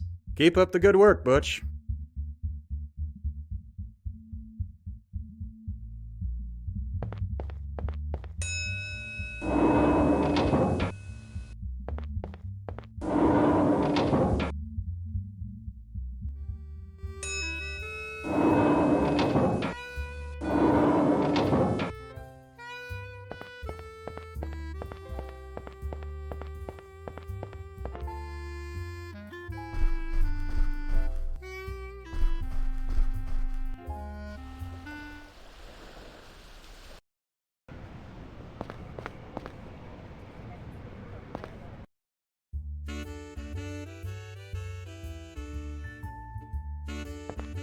Louie! Alfie! How'd you wind up getting this gig? Fatty said I looked the part. Never trust a skinny baker, he said. I guess you can't really argue with that logic. The apron really suits you. Thanks. So, Fatty kept this place going as a bakery? Yeah. Can't say I blame him, though. It's a good side business, nice for laundering, you know? Not to mention always having sweets available. Now you're starting to understand. I hear there's supposed to be a cake delivery to the Biltmore tonight. That's right, for Fatty's party. Al's in the back putting the finishing touches on it. But then, he's been doing that for hours. He's obsessed with getting it just right. I had no idea he was this high-strung. I just hope he gets it done in time, or we're all gonna get it. Take it easy. You too.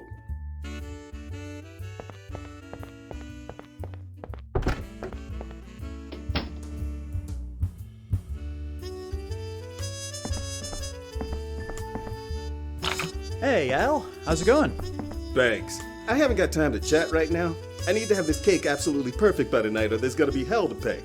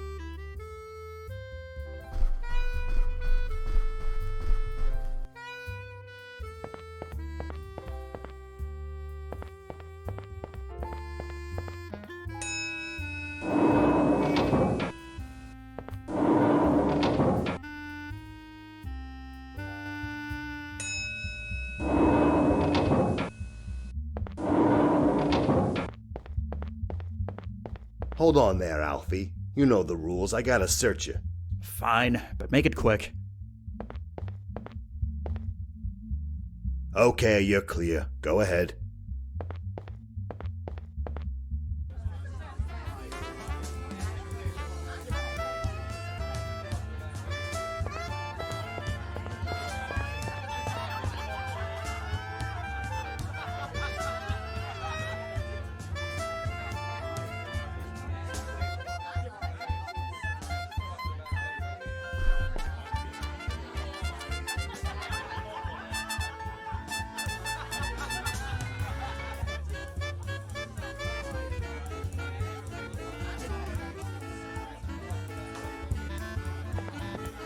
Boss, big trouble. The coppers are on their way. Someone tipped them off and they're coming to raid us.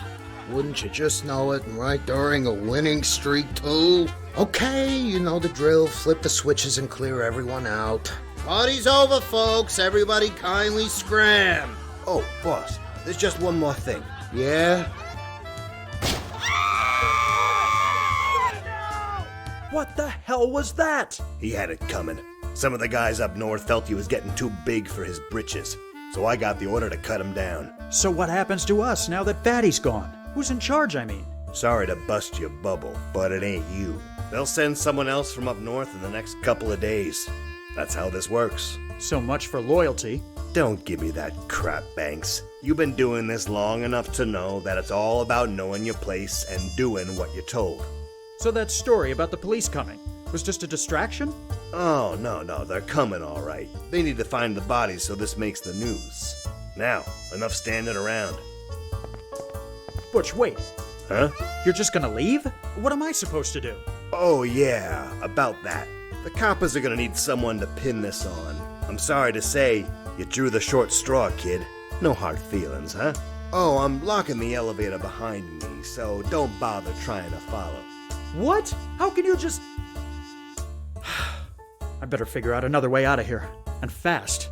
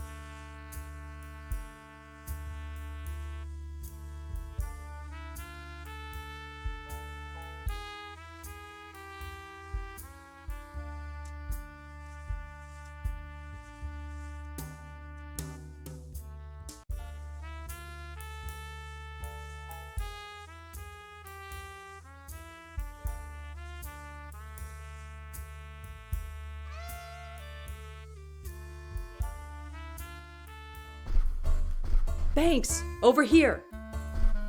Easy there, fellas. Let this guy through. He's with me. Is what they're saying true? Fatty Walsh is dead? I think I'd prefer to plead the fifth on that one, Miss Douglas. It's not exactly a secret that you were working for him. Maybe not, but I've realized it's time for another career change. Well, I'm afraid you're out of luck if you were planning on going back to Coral Gables. Our friend, George Merrick, got ousted from the city commission last June. Just as well, really. I was starting to get sick of writing all that bait-and-hook baloney. There's a new mayor, too. Dammers had some medical issue and went back up north. Is that so?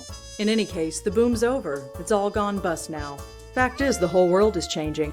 Yes, I'm beginning to get that impression. So what's next for you? Aside from dodging the police, that is. I'm not sure, but I'll try and figure something out. Good night, Miss Douglas, and thanks. I guess I owe you one. Don't mention it. Good night, Mr. Banks, and good luck. Something tells me we're all going to be needing quite a lot of it very soon.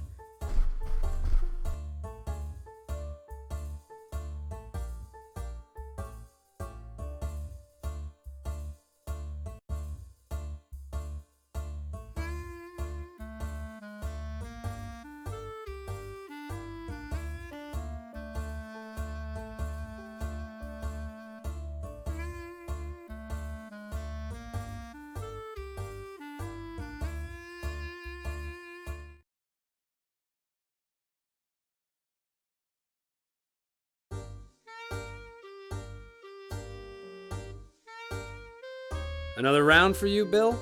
Sure, why not? Ever since they started letting us drink again, I just can't say no. So, has the old sad sack been in tonight? Not yet, but it's coming up on 9. He should be here any minute. You know, he may be a real son of a bitch, but I can't help but feel sorry for him. Well, I don't. Plenty of people are hurting these days. A whole bunch are way worse off than him. I'll take those poor folks in the Dust Bowl, for example. Anyway, just because he used to be a real estate big shot doesn't give him the excuse to be disagreeable. But hey, as long as he pays and keeps to himself, I have no quarrel with him. Maybe I can get him going tonight and see if we can finally find out if he was really working for the mob. Well, speak of the devil. Good evening, Mr. Banks. What'll it be tonight? Whiskey, and keep 'em coming. Yes, sir. Will this be on your tab? It is every other night. Why should tonight be any different? Here you are, sir. Say, you got a light, pal?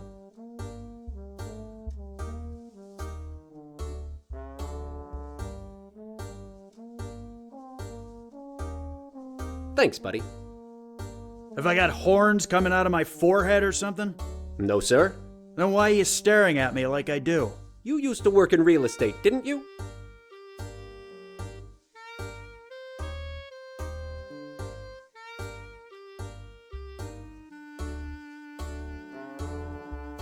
Yeah, so? What of it? So, I'm curious about what it was like to be right in the middle of the land boom. But really, I'm more curious about what happened afterwards. Is it true you were working for Fatty Walsh? Don't know what you're talking about. And if I were you, I'd stop asking those sorts of questions before things get unpleasant. Oh, is that a threat? This is exciting. Are you threatening me? Bill, knock it off. No, I'm doing more than just threatening.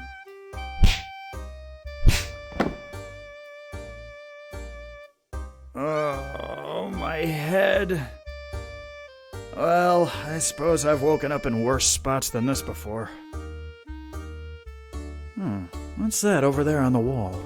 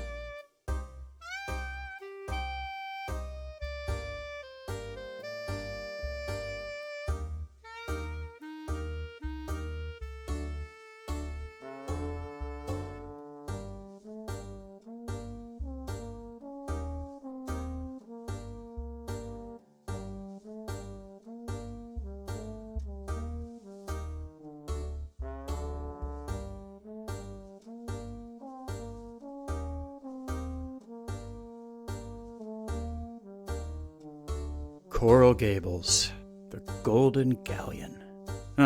The days when I was an upstart kid who was gonna make something of himself and restore the family name. Look where that got me. Forget it. Life's too short to hold grudges.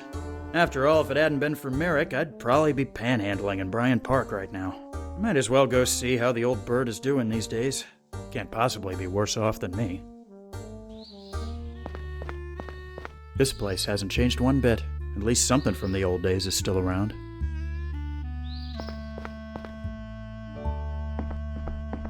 Alfie Banks? What on earth are you doing here? Mrs. Merrick, I know it's been a while, and I'm sorry.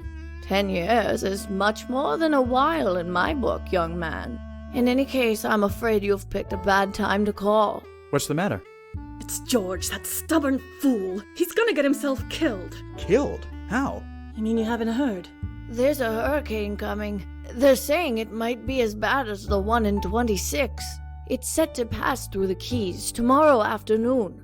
So, why hasn't anyone prepared here? Because it's not expected to come this far north. Then there's something I'm not understanding. How exactly is George in danger? We've been living down in Matacumbe Key for the past few years. George opened up a fishing club, and we've been running it together ever since he was ousted from the city commission. When he heard the hurricane was coming, he sent me up here and refused to budge. He said he wasn't going to let his dream die twice. That's crazy! We have to get him out of there! I'm afraid there isn't much that can be done. They've stopped all the trains going south. There has to be a way. Don't worry, ladies. I'll get George back here safely. I owe him that much, at least. Please be careful, Alfie. And good luck.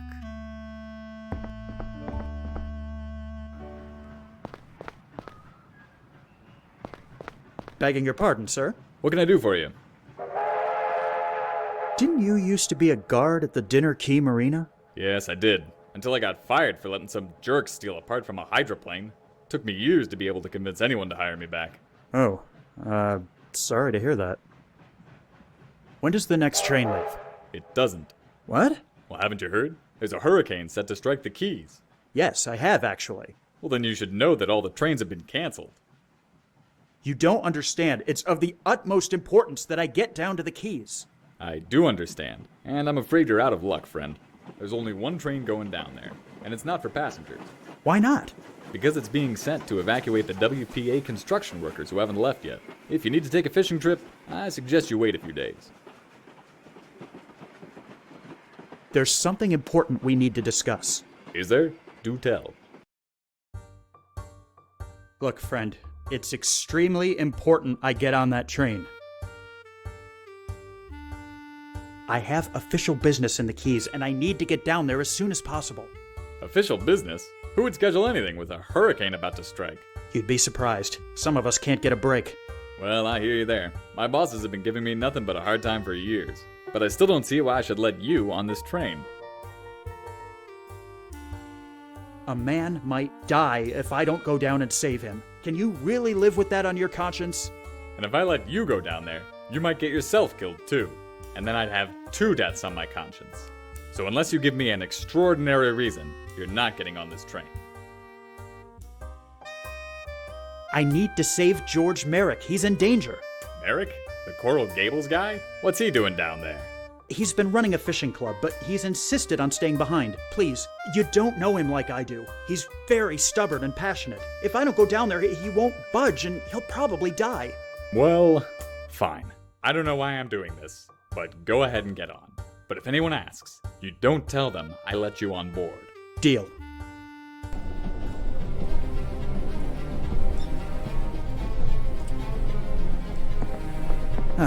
Can't see a thing. We should be well on our way. Now I just need to find a way out of this car.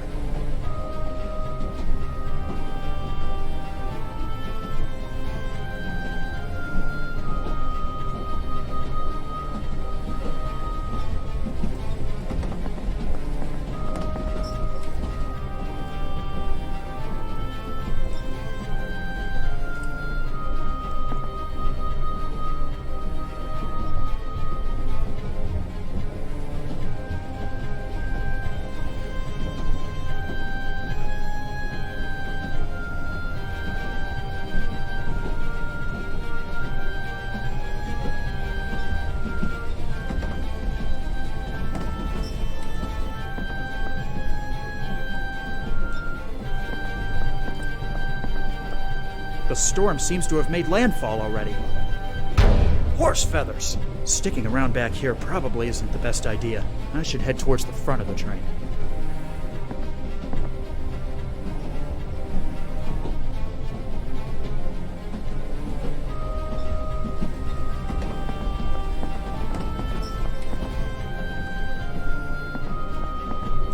What? Who are you? What are you doing on this train? The name's Banks. I snuck on board because I need to get to the Keys. You're crazy. What were you thinking? I thought this train was meant to be taking supplies down there. It was, but the people who sent it underestimated the power of the storm. We're only going forward because there's no way to turn back. The train is already starting to come apart. You're lucky it came up here when you did.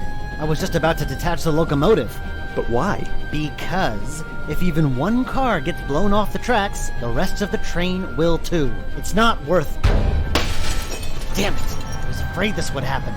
If we don't equalize the pressure in this car, in the next few minutes it'll come apart. Help me get one of these windows open, would ya?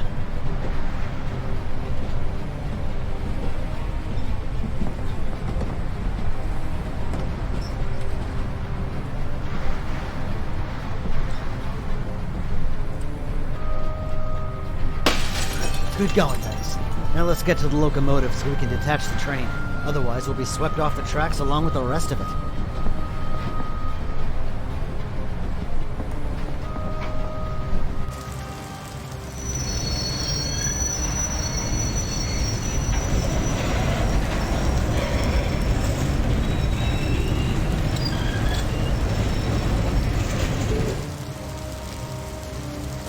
The winds seem to have died down slightly.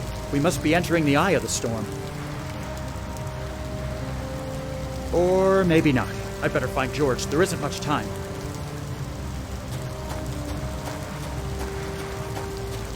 George, open this door right now! Alfie Banks? I have to admit, you were the last person I expected to see walking through that door. What brings you to my little club? I came to get you, George. In case you weren't aware, there's a huge hurricane on its way. I am well aware, yes. In fact, I sent Eunice away because of it. I know. She's the one who told me where I could find you. I see. I have to confess, I don't fully understand why you've come. But as long as you're here, go ahead and have a seat. I haven't got time to talk. We have to leave.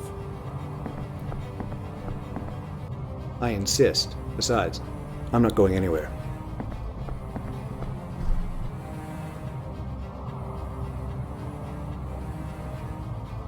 George? Yes? I know we didn't part on the best of terms the last time we saw each other. I just wanted to say I'm sorry. I was young and stupid. I thought the world owed me. Apology accepted, Alfie. We've all been there. So, now that we've got that out of the way, what else is on your mind? So, what have you been doing with yourself the past few years? Well, I'm sure you heard about the bust. Coral Gables went bankrupt, and I was forced to step down from the commission.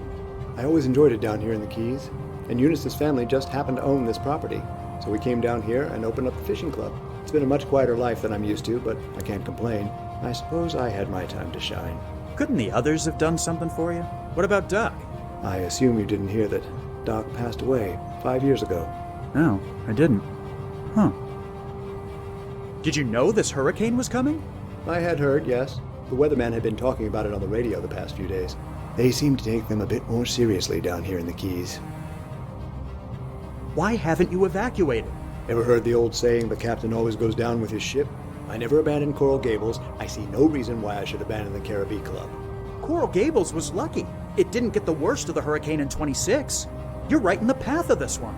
That may be, but I think I've taken sufficient precautions.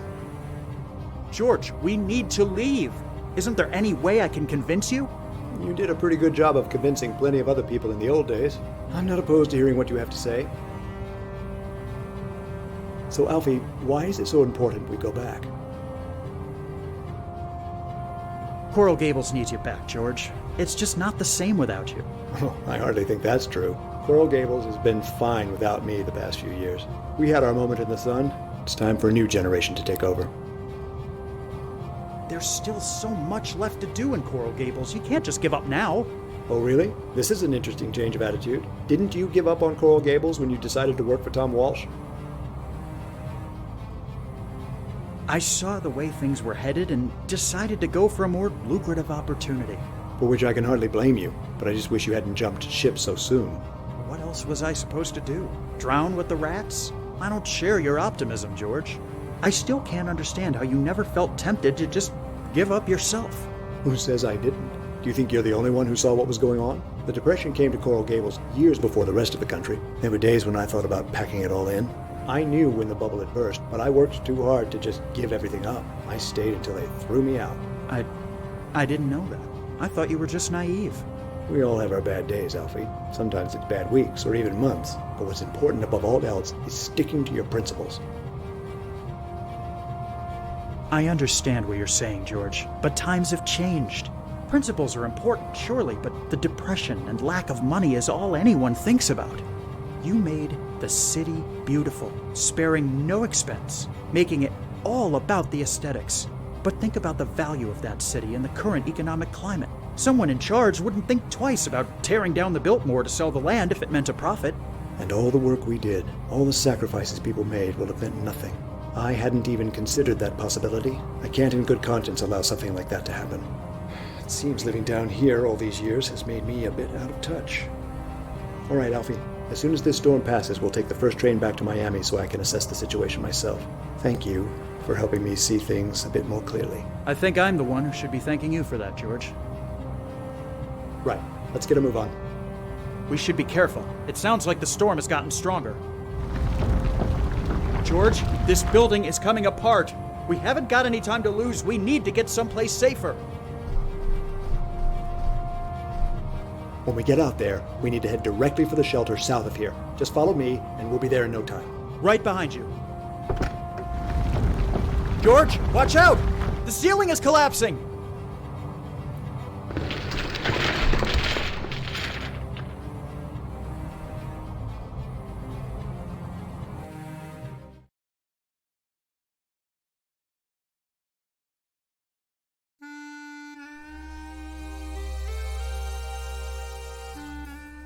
Ladies and gentlemen, today we remember a very special man whose life was unfortunately cut short.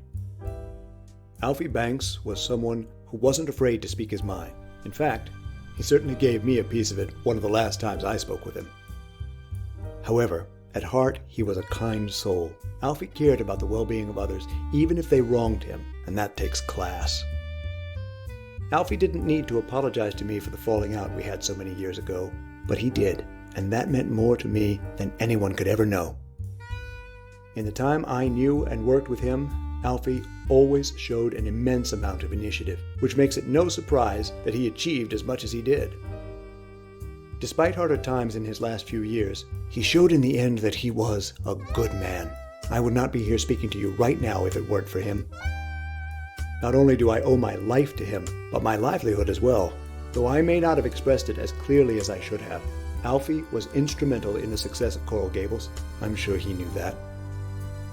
And though he was taken from us far too soon, Alfie's legacy will live on in the streets and buildings of this city. Because, just like the galleon which came to be the symbol of Coral Gables, Alfie sailed through all our lives, leaving behind a golden wake.